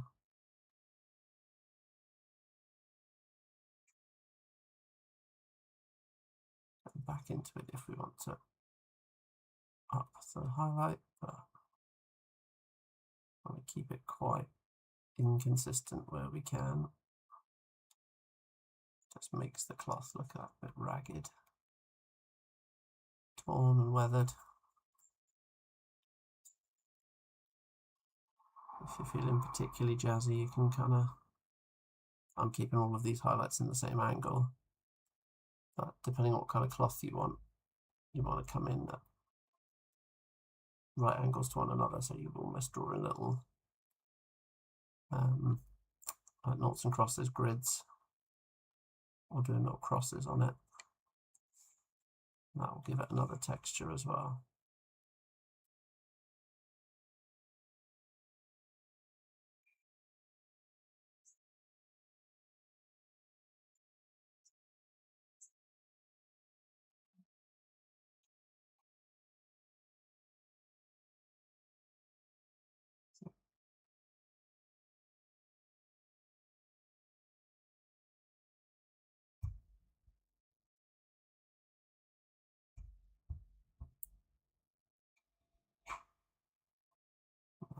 each of these.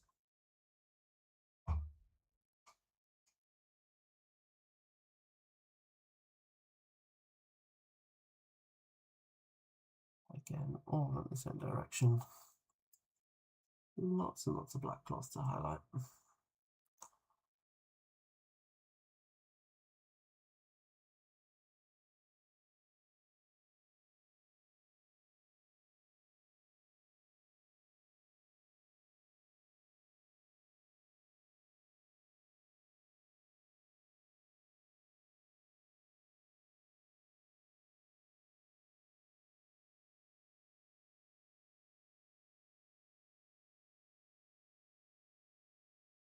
They were just coming up from the bottom of the hem of the skirt, cloak thing, clothing of some style, whatever it is.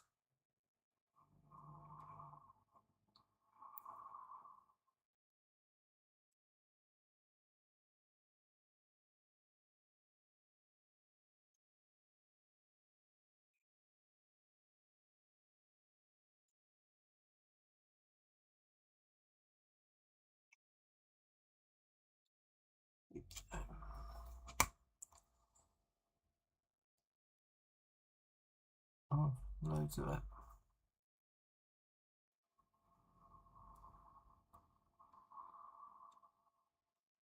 So at this moment, I'm slightly regretting buying a second unit of them. Sure, when I'm playing games, I will not regret that. So to differentiate between this cloaky bit and the big boots, we're just gonna do more of a mid-stage in between and make these highlights a bit smoother. So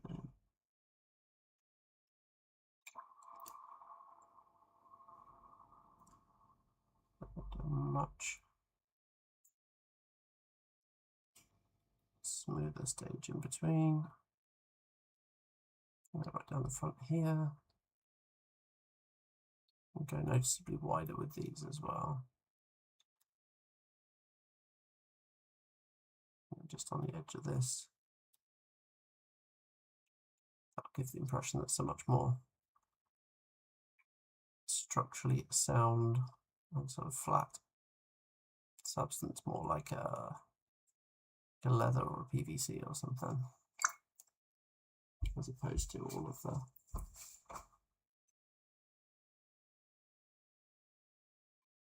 crosshatch stuff. So it's more like a Hessian or something like that. I'm just stippling that on here.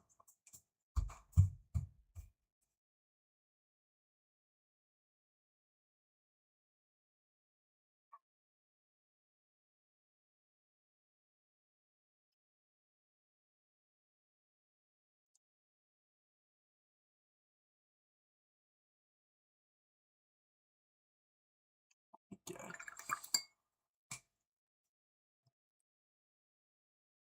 And this side. Oh.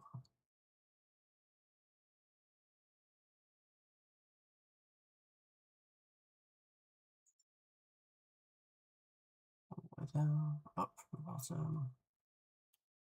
I want that to look kind of torn and damaged all around the bottom.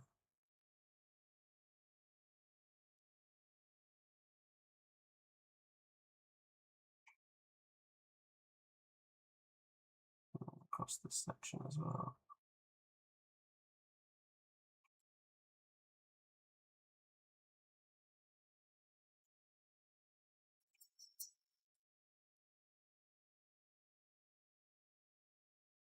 There we go. Okay. Now we're just gonna sort the hair out. I think what we're going to do is we're going to go straight to white, and then we'll see potentially if we make our little greyish wash and wash it back down again, and then highlight up. I think that's what we're going to do. But let's put the white highlights in, because hair is quite sculpted a detail. You can potentially get away with quite a big jump because it is a small area. We get that nice contrast, and it looks like we might be able to get away with just doing the highlight, but we'll see.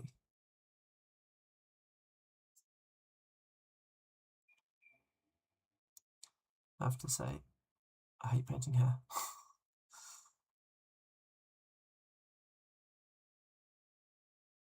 It's not my specialty. Everyone has one kind of thing they hate painting, right? It's not just me.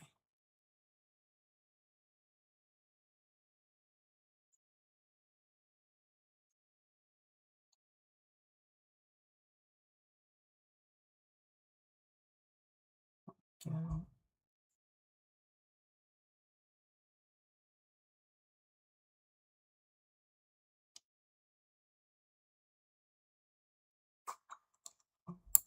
Result to a tiny little one.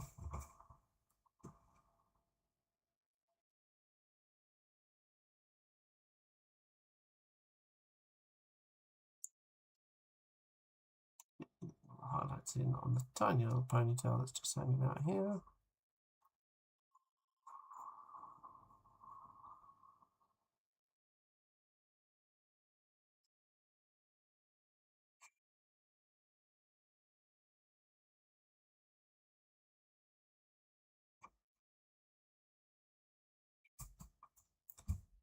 Maybe highlight up as well.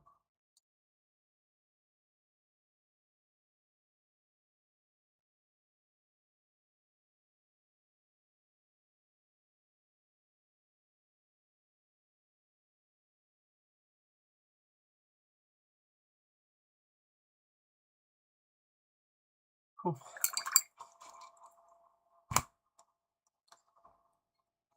Okay, that's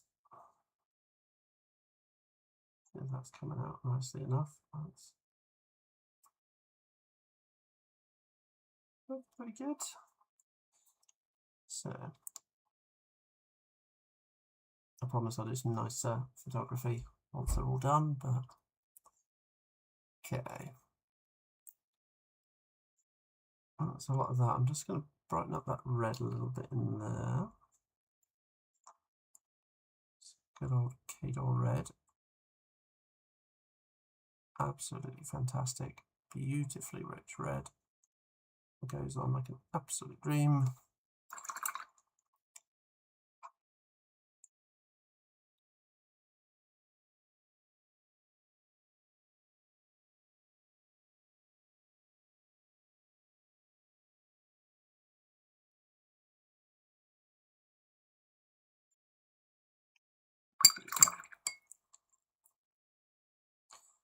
Okay, so I'm just going to touch up this earring, which is very small. So let's not be too dramatic about it. Let's go in, and I'm being a little cheeky and I'm skipping a stage in between. I'm just gonna, there we go. Now she's got a big old bangle on. Can't really get to the other one. I think we're close to finishing up the base on this one. And that'll be 2 done in 2 hours. Which I'm pretty happy with.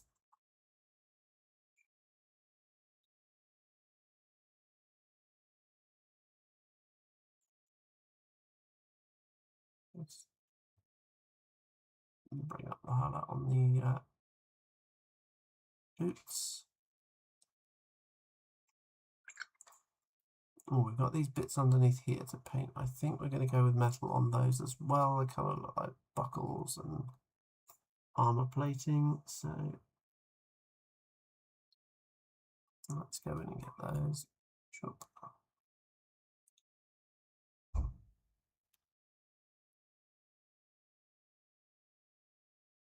think that's our answer.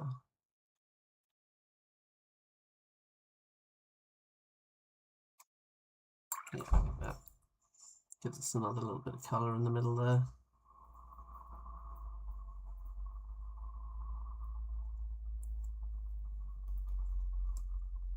Model's quite dark in the middle, so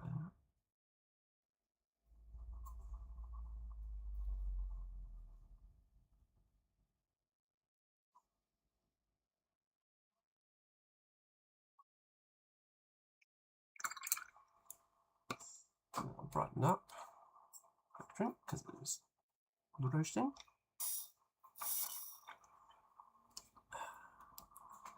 Okay.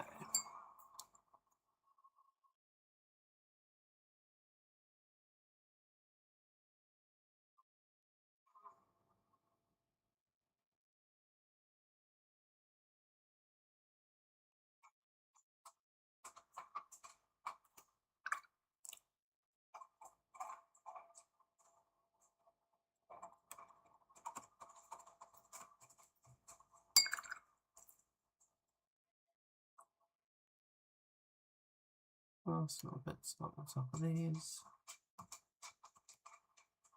Tiny little highlights on these little buckles. Yeah, they come out quite nicely. And just added a nice little brighter point in the middle there.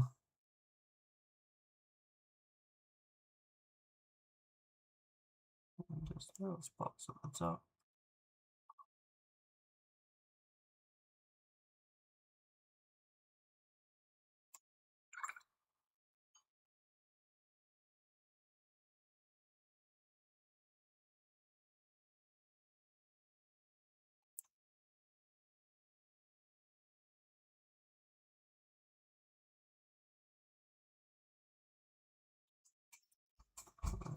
No.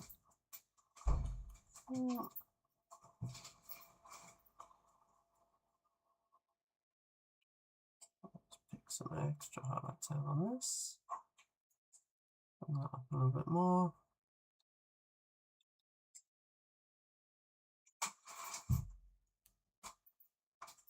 Last little pass now, just to make sure we're happy with everything. She's looking pretty.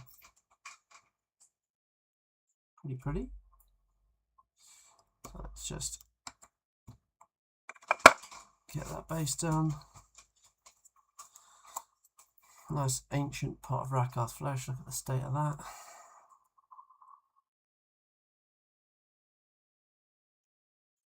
But it's still going. I don't even know if this is still a colour that GW do.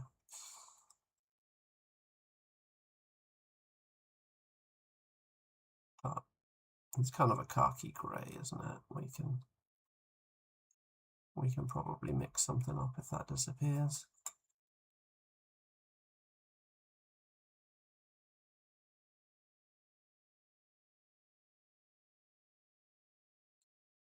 Okay.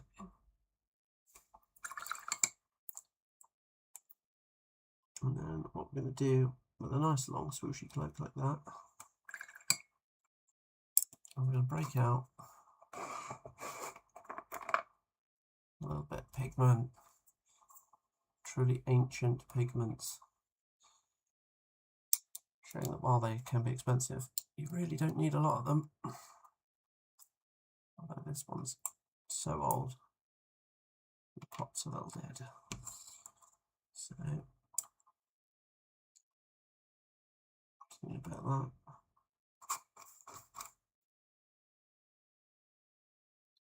This is going in a little wavy bit on the side of the palette. Okay. And then we're just going to dab a bit onto the bottom of the cloak.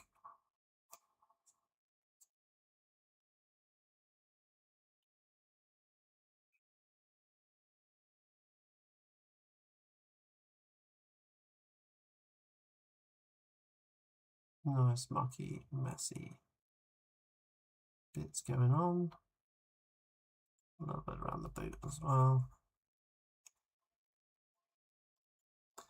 I wonder if we should quickly jump back to this lady, add a little bit to her boots as well.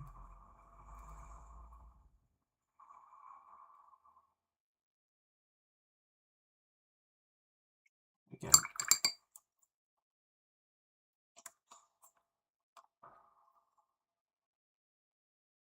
If the lid explodes, yeah. Cracked open. Thankfully, pigments can't dry out. Alright.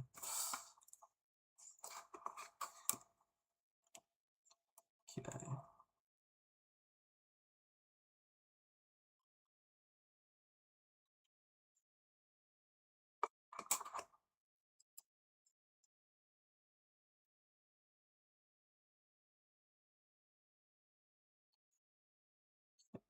Just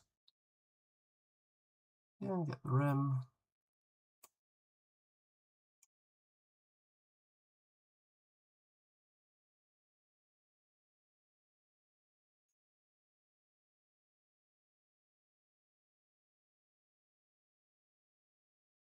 Out of that.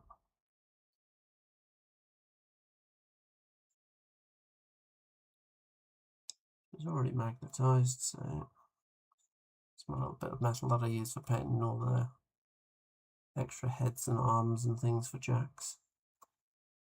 I can magnetise them onto these and then just paint them like that, but it's handy because this obviously stops me getting to the side of the rim, so.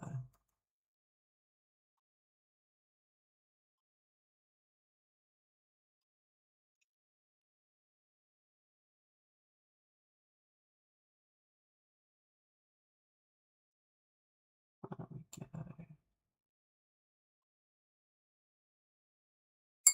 Good.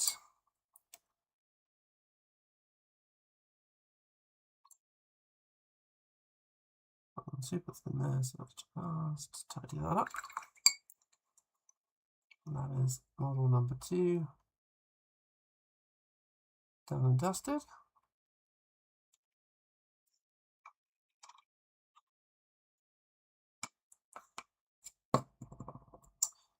Occurs to me that it should be an A, B, and C as well, because they've got the multiple hit points. So let's just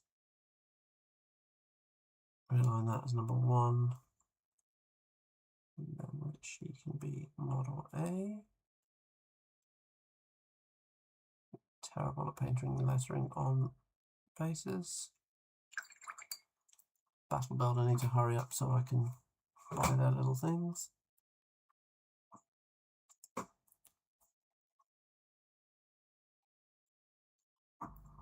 Thank you. Yeah, I'm pretty happy with her. Whole army's starting to come together.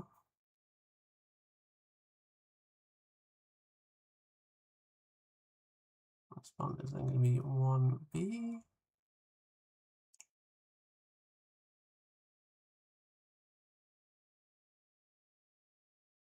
Even worse at doing B. At least A is all nice straight lines.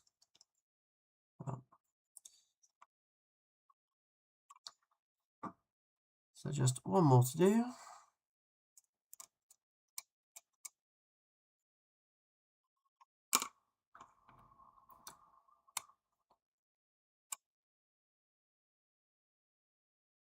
I feel like this is probably meant to be like, she looks a bit more intense than the other ones, doesn't she? I don't know.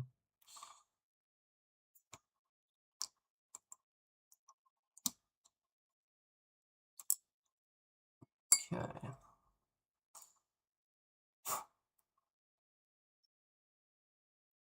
All dusted, so lots of metal. I think we want some gold bits on her. Oh, there's some supports in here that I've not gotten out. Teeny tiny little supports just in here.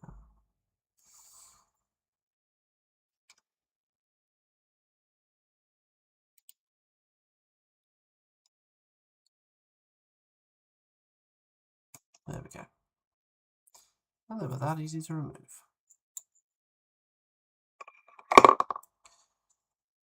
So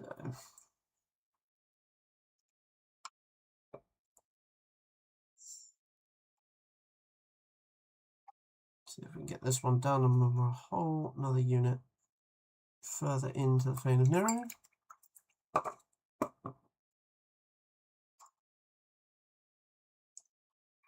I did get started on Ashmal. He's sneaking over here as well.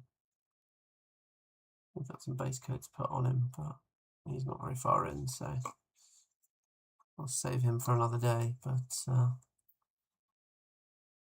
think we want to paint some of this in gold. So let's get center of that. What else can we do? We just want to break up some of this black and silver in the middle. Otherwise this is all going to be black with all of this in black, and that's a bit too much.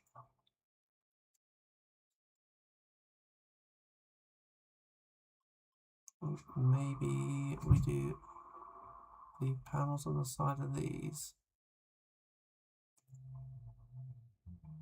They have been silver on most of the other models, but I just don't want to be too much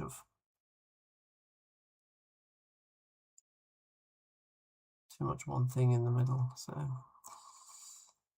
I think that's good. I was thinking the pommel, but now it's right next to that, so let's have this little bangle bit here.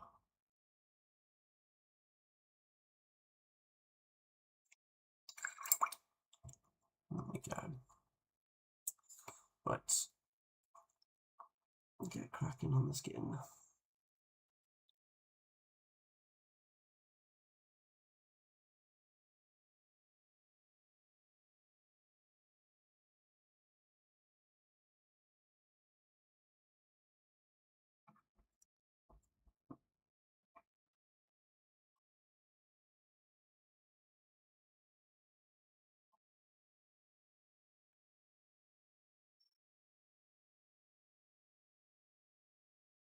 I think we're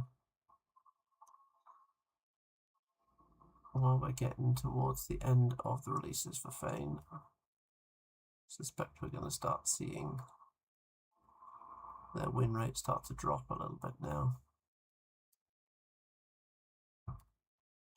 People kind of get used to them. Some of the old tactics for how you'd go about an assassination and things don't really work. Now people are going to get used to it a bit more, I think. We'll start seeing that pay off a little more. Or just pushing them on scenario. Most people are going to outnumber Fane on the table, so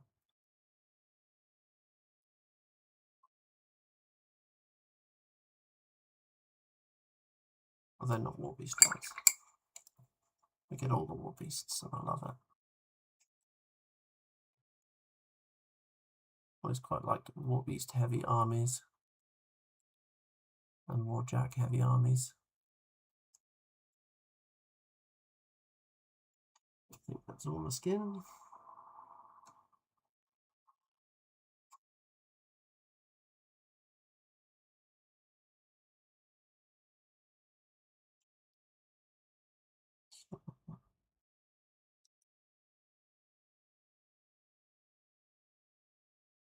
Still, it'd be a nice change for me to be playing the Meta army. I've been playing House Callus for a while. I'm lost. They're not, certainly not bottom of the pile.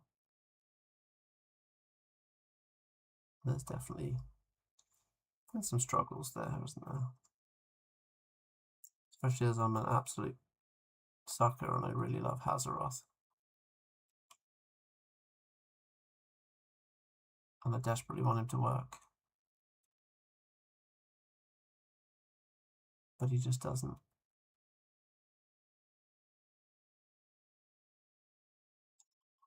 I don't know. I don't know. I don't even know what he needs to make him work, to be honest.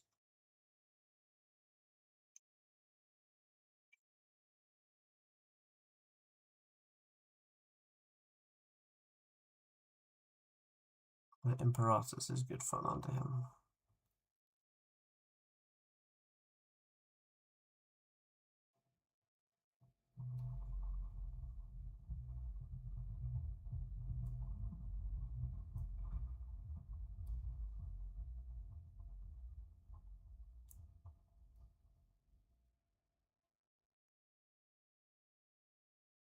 Intrigued by what the Fane Super Heavy is going to be like. Or whether we're going to see something a bit more standard, more like Hawkos, a bit more in line with other armies? Or do we think we're going to see something that's like a crazy support thing? Kind of like Scuttlebutt. He's great fun.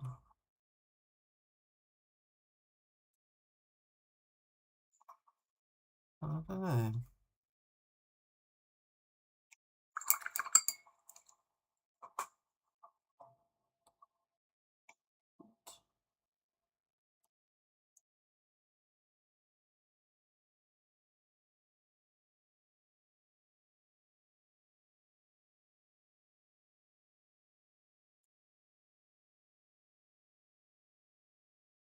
In theory, according to the roadmap, we'd be getting that quite soon as well. I want to say it was October.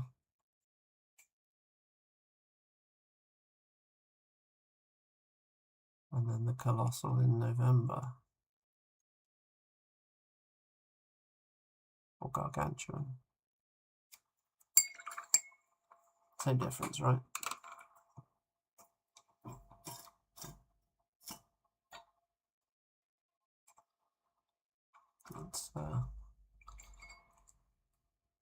Let's see how that goes.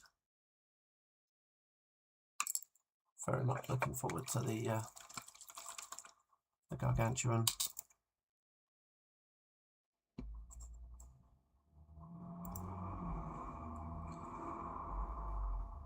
That cathedral thing.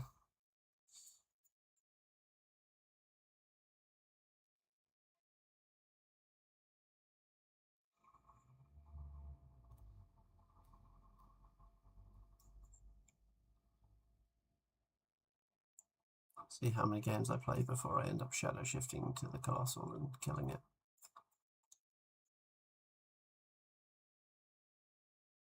I mean, I feel like if I have to do that, I've done something wrong, right? Unless it's got a rule like Holocaust and it can be shadow shifted to and just take damage, perhaps. But, you know.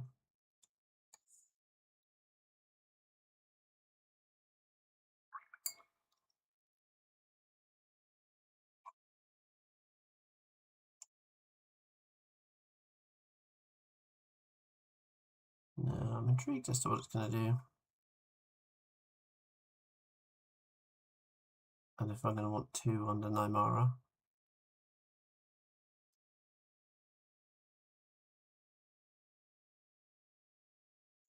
I do feel like she wants lots of little beasts.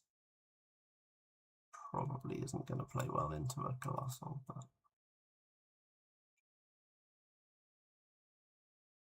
very much looking forward to painting that one. She looks fantastic.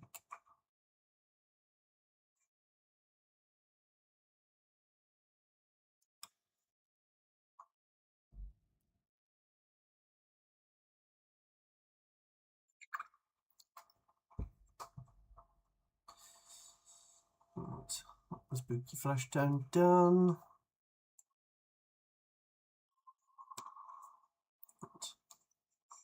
Let's go in and get all of the leather straps. A lot of less leather straps on this one. I wonder if that's something we do to break this one up a little bit. We put one of these panels as leather, maybe this stitched one.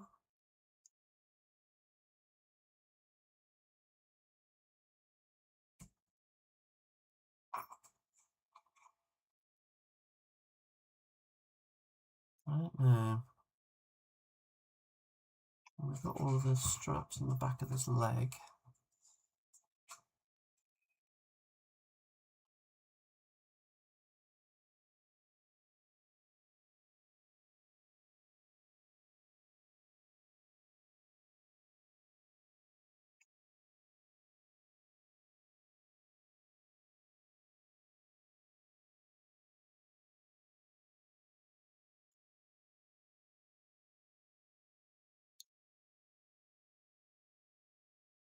Okay. Don't know whether that'd be too much. Then we've got no panels of leather on anyone else. Let's put the black in and see how it looks. It's kind of difficult to get an idea of quite how dark the model's going to be where you've got all of the zenithal still showing underneath. I wonder if I'll change my mind when I cover some of this up and it looks a lot darker.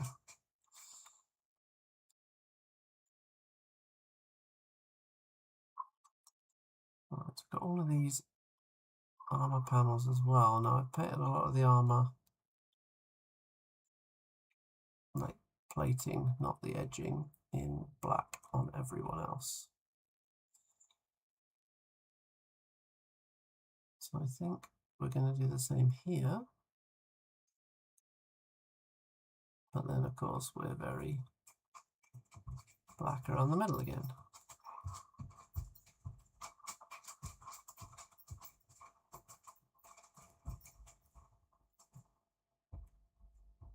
That said, it's got lots of small edges. Once we highlight that up, that's going to look a lot lighter anyway. So I think we'll be alright.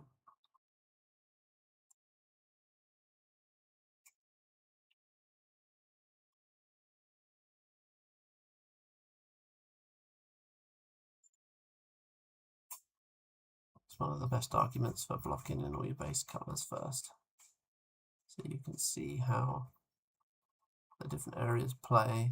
You've just got to remember that you're going to highlight stuff up, so or shade it down. If everything looks too light, you can pop a filter over and knock everything down a notch. I don't know.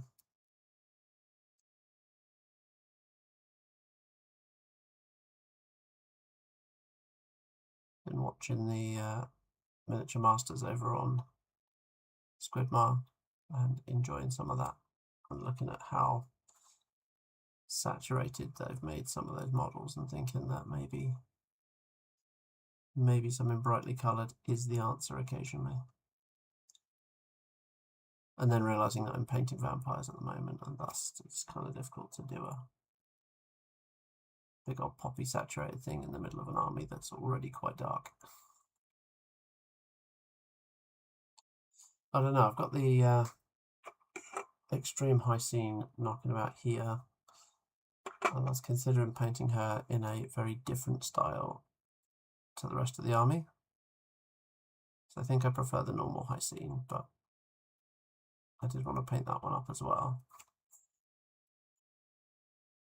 But I was thinking a sort of bright gold resplendent paladin on a block of white marble, just looking all, you know, what if she decided that actually the Fane was not the answer?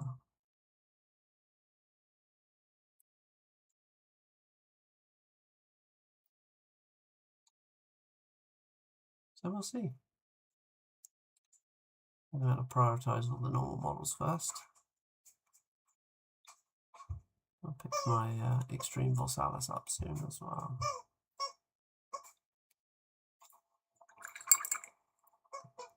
And the dog has found a squeaky toy. Hello. And she's brought me a squeaky toy. We have Squeaky Dinosaur. Hello. Yeah, good girl.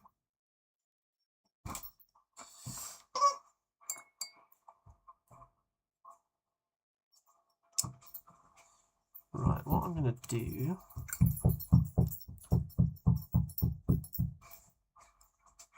is I'm going to break my normal pattern, and we're just going to edge highlight this a little bit just to see what we're going to fully look like, except I'm having a Squeaky Dinosaur shoved in my lap again. Hello. This is for me. Squeaky Dinosaur. Consummate professional here. Yes.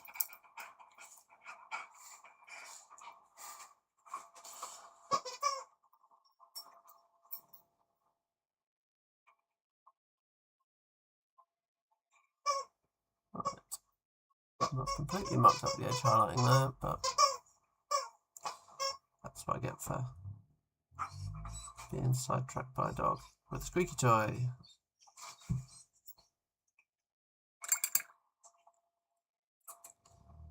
Yeah, that's alright, we can fix it, can't we? And luckily, we can just go back in with the black and bring that back down again. And cover up our mistakes. Never admit to your mistakes when you can just paint over them.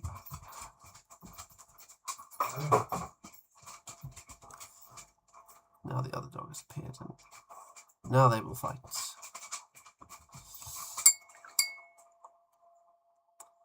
Right.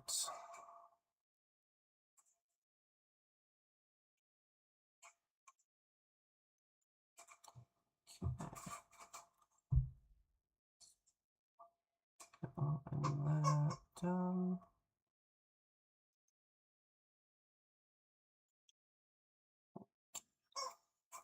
Okay.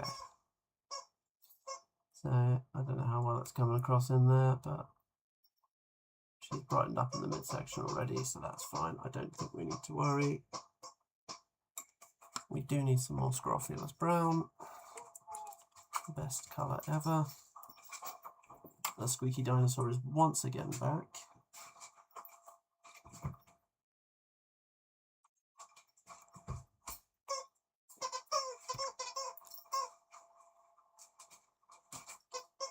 Here we go. Come for the Blood Siren painting, stay for the Squeaky Dinosaur. Yes, that's my arm that I'm using to paint. Dog.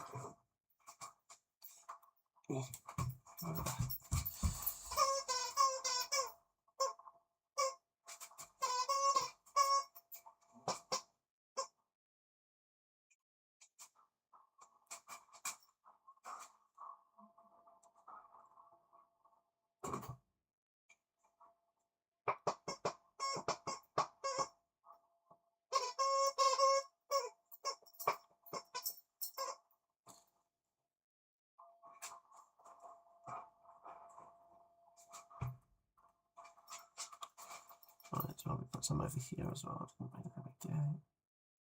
I knew there was some more somewhere.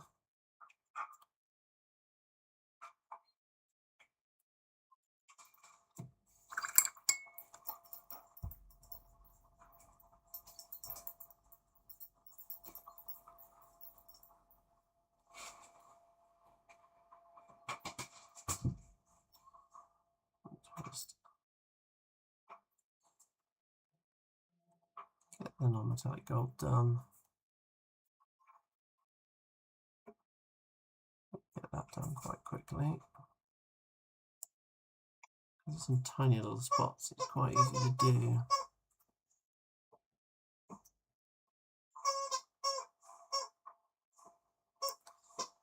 Nice to have that little accent colour just to bring it out.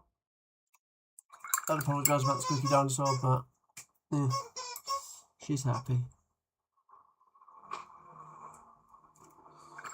I lied, this isn't ice yellow, it's dawn yellow. And it's one of those super dry edge paints. So it lasts forever. Because we just water it down into a normal paint to mix up our highlights.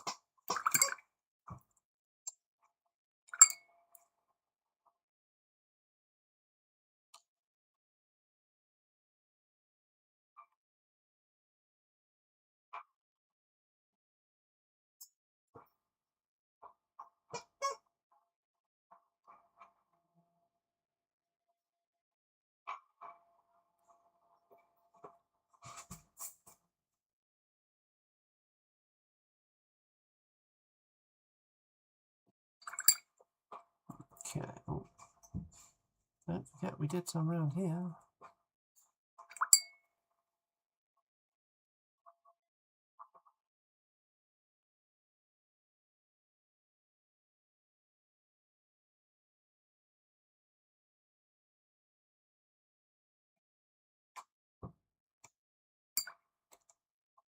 Okay.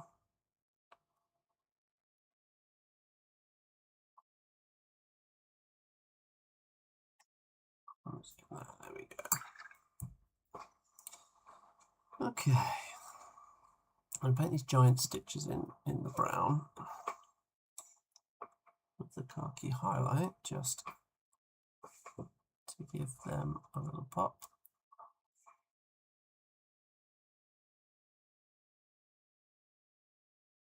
I always paint stitches in a different colour to the cloth around it, which makes very little sense because you'd surely stitch it up in the cloth in the same colour as the cloth, but it doesn't have to make sense. It's a toy soldier. It's an elven vampire with magical claws. Sense left town a long time ago. Get them there.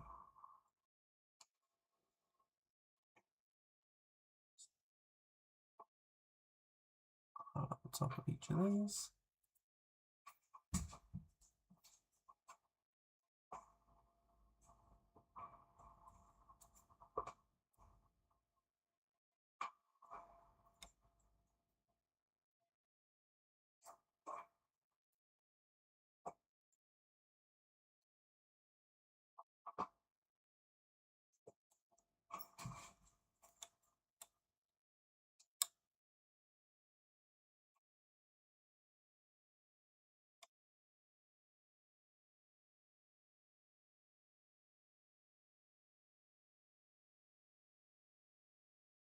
Okay.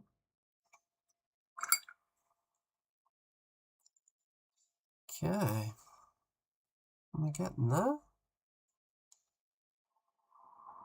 Right, I reckon we go in, highlight the rest of the black, and then I dive into all that non-metallic metal because she's covered in it. And I drive myself ever so slightly mad.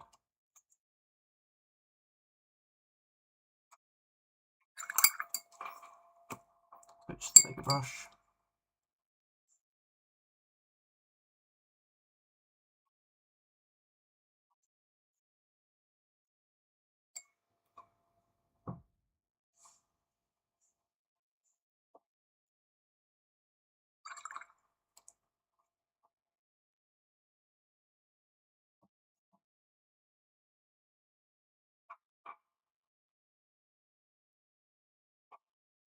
Okay.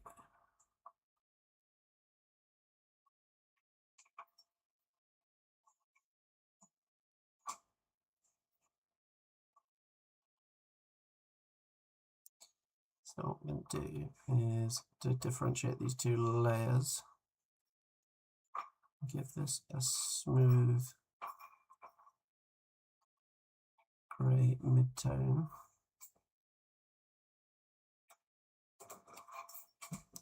And then we're just going to do the texture highlight on this upper one. And that should distinguish those two materials quite nicely at that stage. And if not, we'll revisit it and have a look. The same on the boots. Same as the last one, we want them to look quite smooth. So that's good. And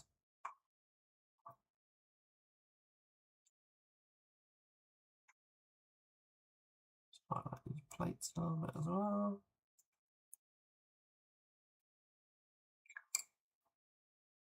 Okay.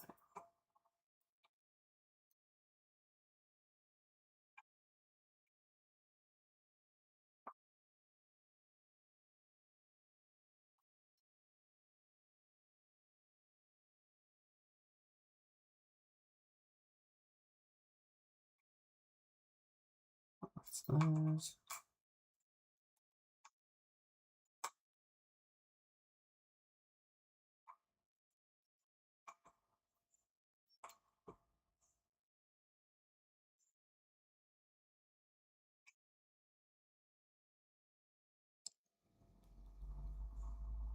This bridge there.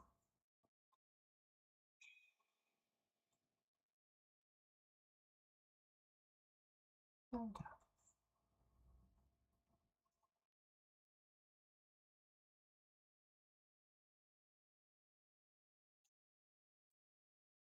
okay. And just go for the tattered cloth. So I'm just going to stipple that on. Again, I'm trying to keep it in the same direction. It's gone a little bit heavy there. I'll have to come back and touch that up with the black a little bit. But that's fine.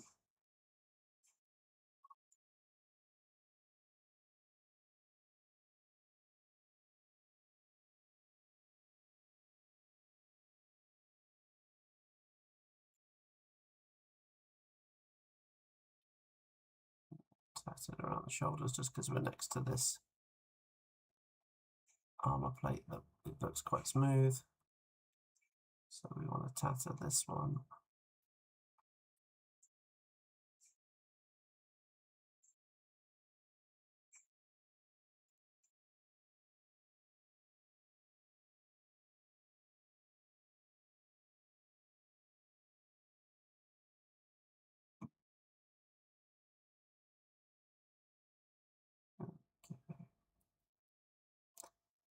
Okay.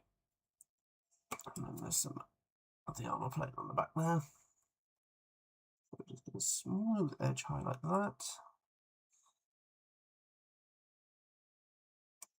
These edges aren't quite as crisp as some of them. The crisper the edges, the easier an edge highlight is. So these are not only not the crispest edges, but also a really awkward angle, which is great. But we can just come in and tidy up with the black, so it's fine. There, see? We never messed it up at all, no one will know. Okay, so last but not least, all the number type. Both loads of it. Save the best till last, yeah.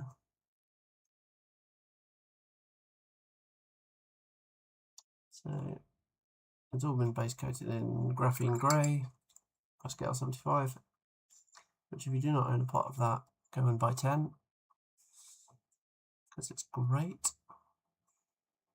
It's a lovely dark blue grey, and it just flows beautifully. It's a gorgeous matte finish. It's everything you ever wanted in a dark grey.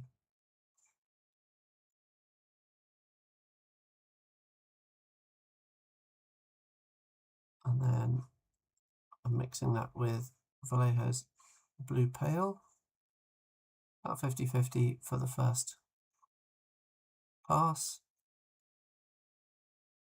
Here we're still highlighting most areas, so we're leaving almost none of the graphene grey showing, but then that depends on how dark you want your non-metallics to be. The darker you want, the more of that you leave showing.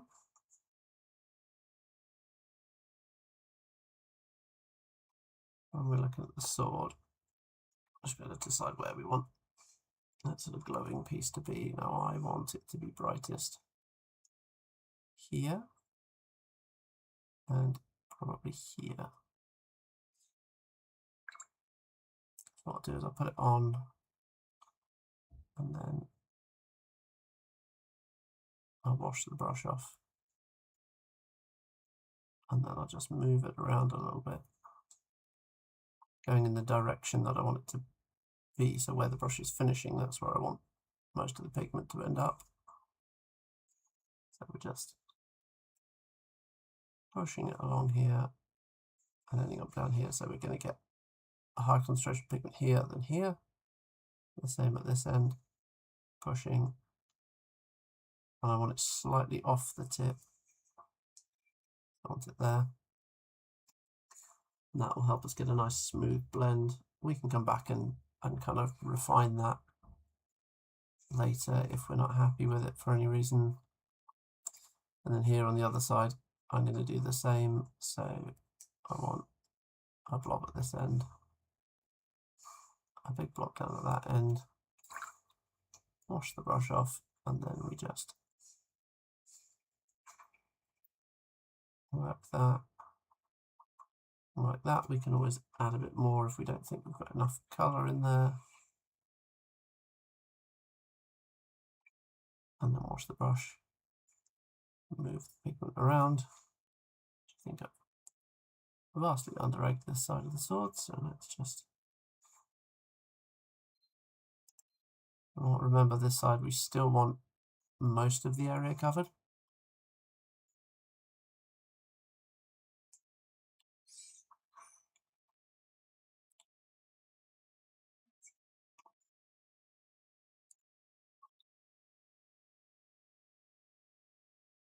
And then we've got the claws. There's that claw. I don't know whether she's got her hand open like this. We do an OSL glow in the palm of her hand. What do we think?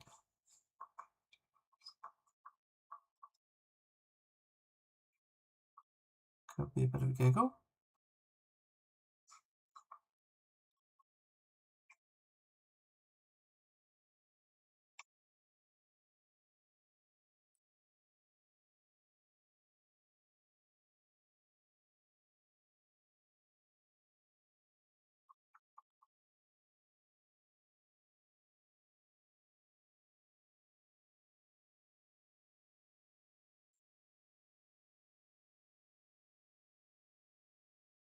Shoulder piece.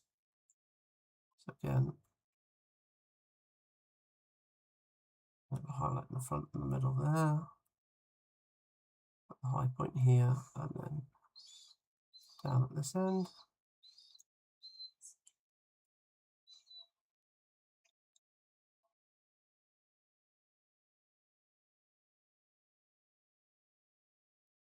Down at this end, down at this end. And then we'll just edge highlight that one as well. I find when I'm painting non-metallic metal, the edge highlight does quite a lot of the work. So it's good to get a nice strong edge highlight in.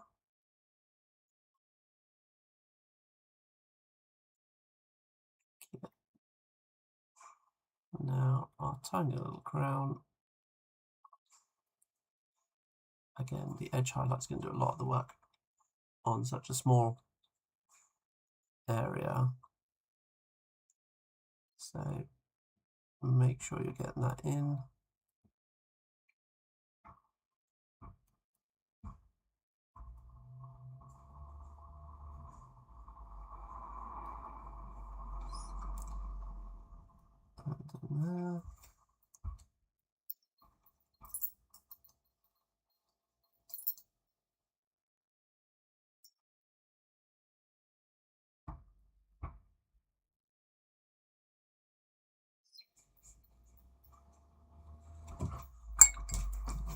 we go.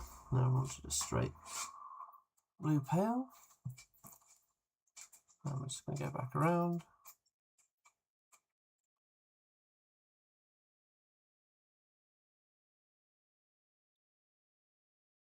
Just shove all of that in. Of course, I've missed all of these panels, so we just have to go into these. Although, to be fair, I think these wraps probably want to actually be in black, so we can go back and do those in black in a minute. Again, fighting against the weather. Whilst we are a lot cooler now, still quite dry everywhere.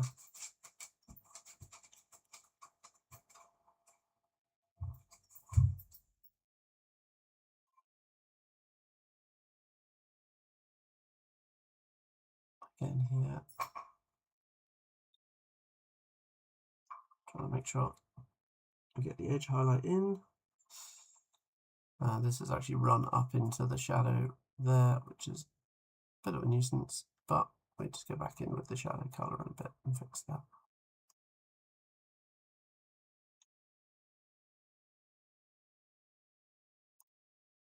Ever the consummate professional, making tons of mistakes. It's alright, happy little accidents, as Bob Ross said.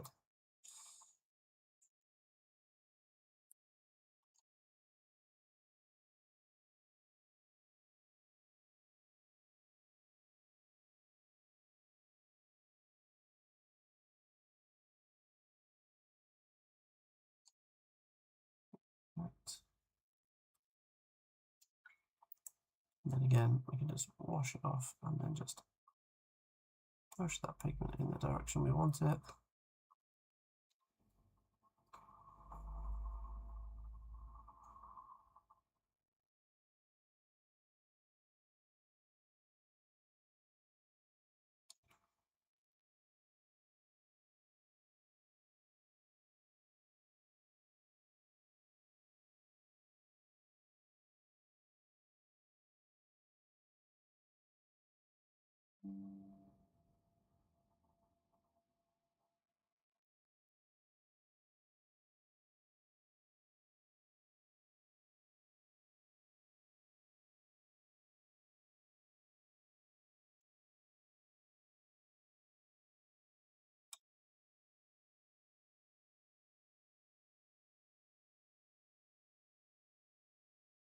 Okay.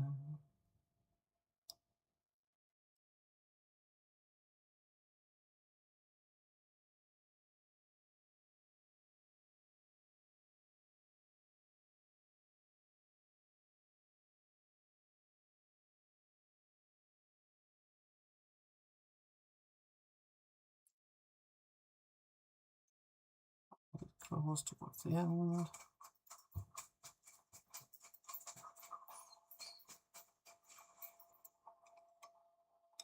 Enjoy of these claws, they're nice and easy to do.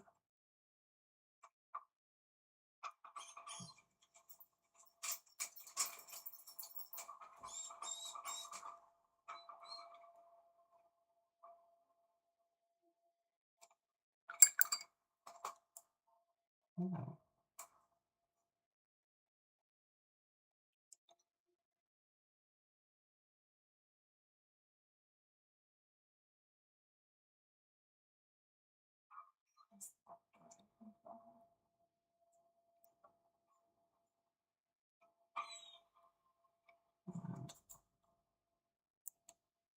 And the other side of the sword. Obviously, the joy of painting non-metallic metal is it takes a long time.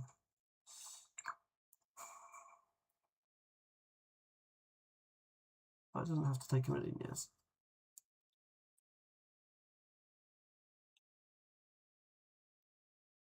And each highlight stage we do speeds it up slightly.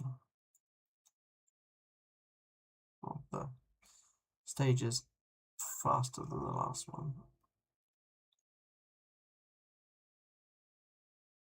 once you know where you're placing the highlights, it's easy to then place further ones. Just shrinking it down each time. That's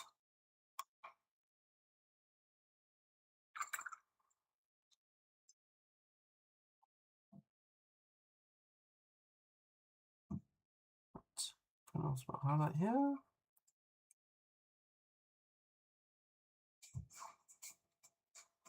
My thumb's looking like a piece of art by itself.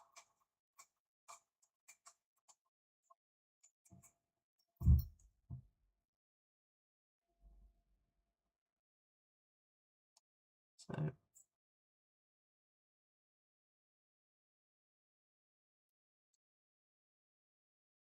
this is now mostly just an edge highlight with little bits.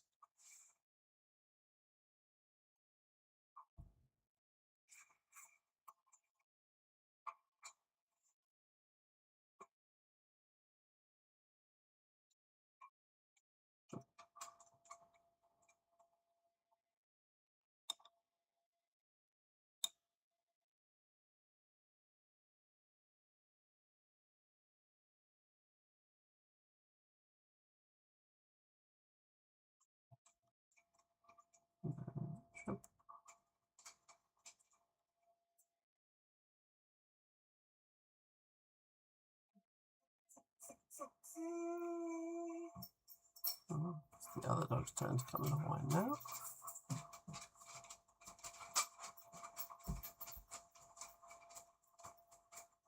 Okay.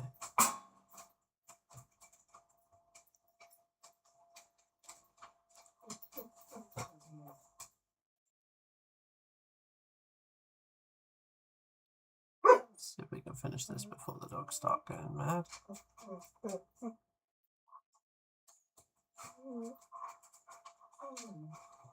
I know.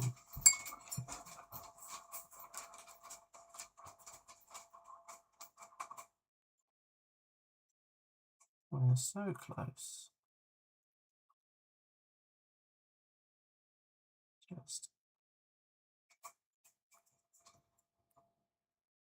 last up bit once again. Edge highlight doing a lot of the work for us.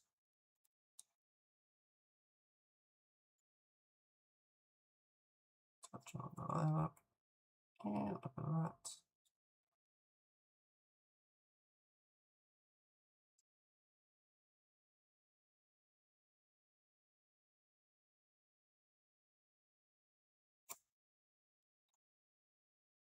We've got one last little highlight stage to go. Smooth that out a little bit. There we go. Okay.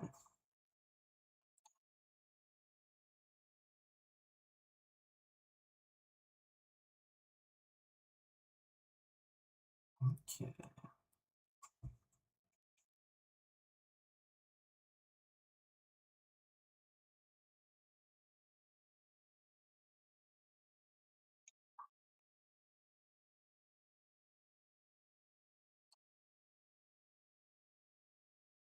So just tiny little highlight spots now. Right on the sharp tips of things.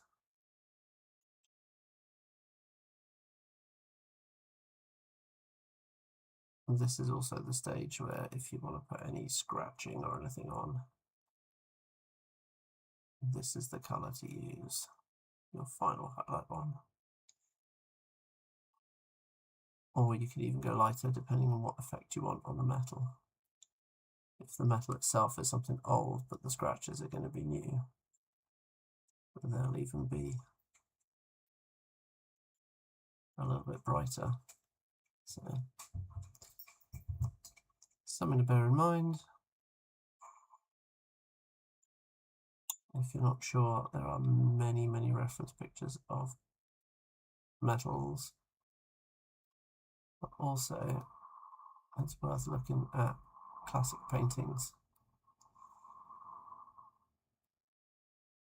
and looking at how metals were achieved on those, because they predate metallic paints. Okay. Looking pretty happy. We're just going to go in and quickly re-highlight the skin because all of that green is now dry.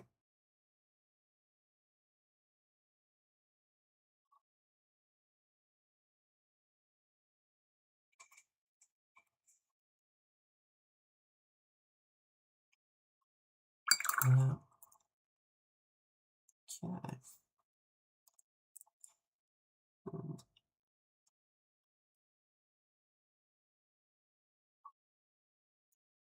And if we can just get the eyes. Where's the risky part when you've done that nice multi-layered skin?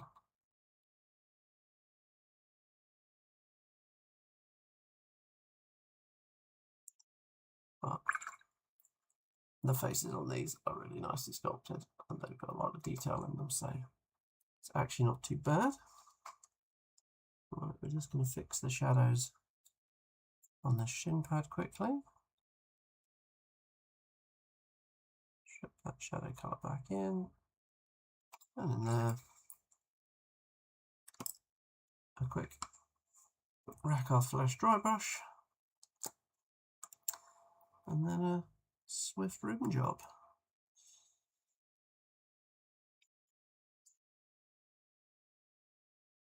Dun, dun.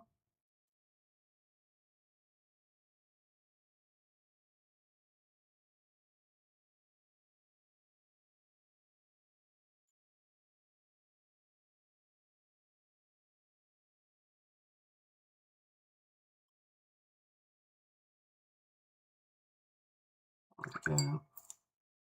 Actually, I'm just going to put some of that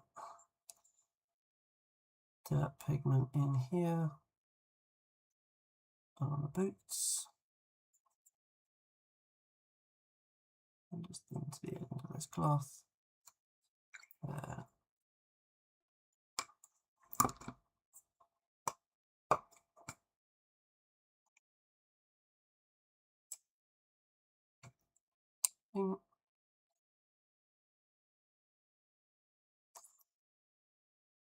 Make painting your base room easier. I know other painting handles that let you access the rim of the base more easily, but mine doesn't, so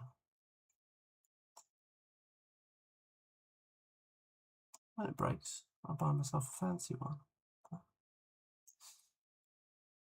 It's lasted a good 10 years or so. To be fair, I don't actually know how long I've had it.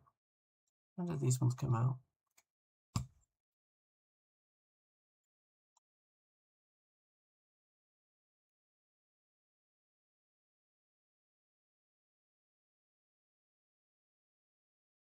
Okay.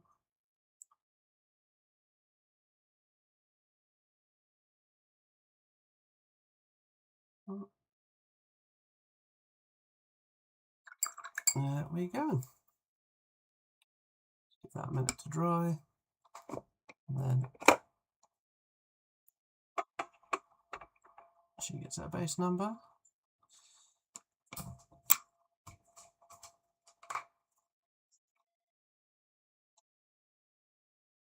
It's not taking long for anything to dry in this heat.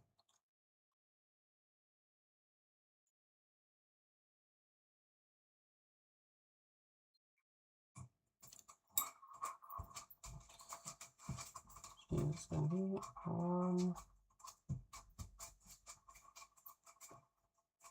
C. There we go. 3 lovely ladies, all done of an evening.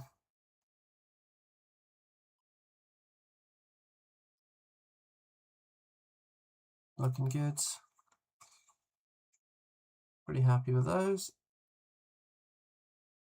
If you want to check out, I'll do some nice little glamour shots of them, pop them up on the Instagram, so go and check those out. Otherwise, I'm going to call it there for the evening, and then we will probably, I don't know, we'll pop a poll up for what we're going to do, but Ashmail's on the list, Gallant is on the list, the Clivernesh are on the list, lots of stuff to be getting on with, so yeah, maybe I'll pop a poll up. We'll decide what I'm going to paint next. Thanks for joining me, and I will see you again soon.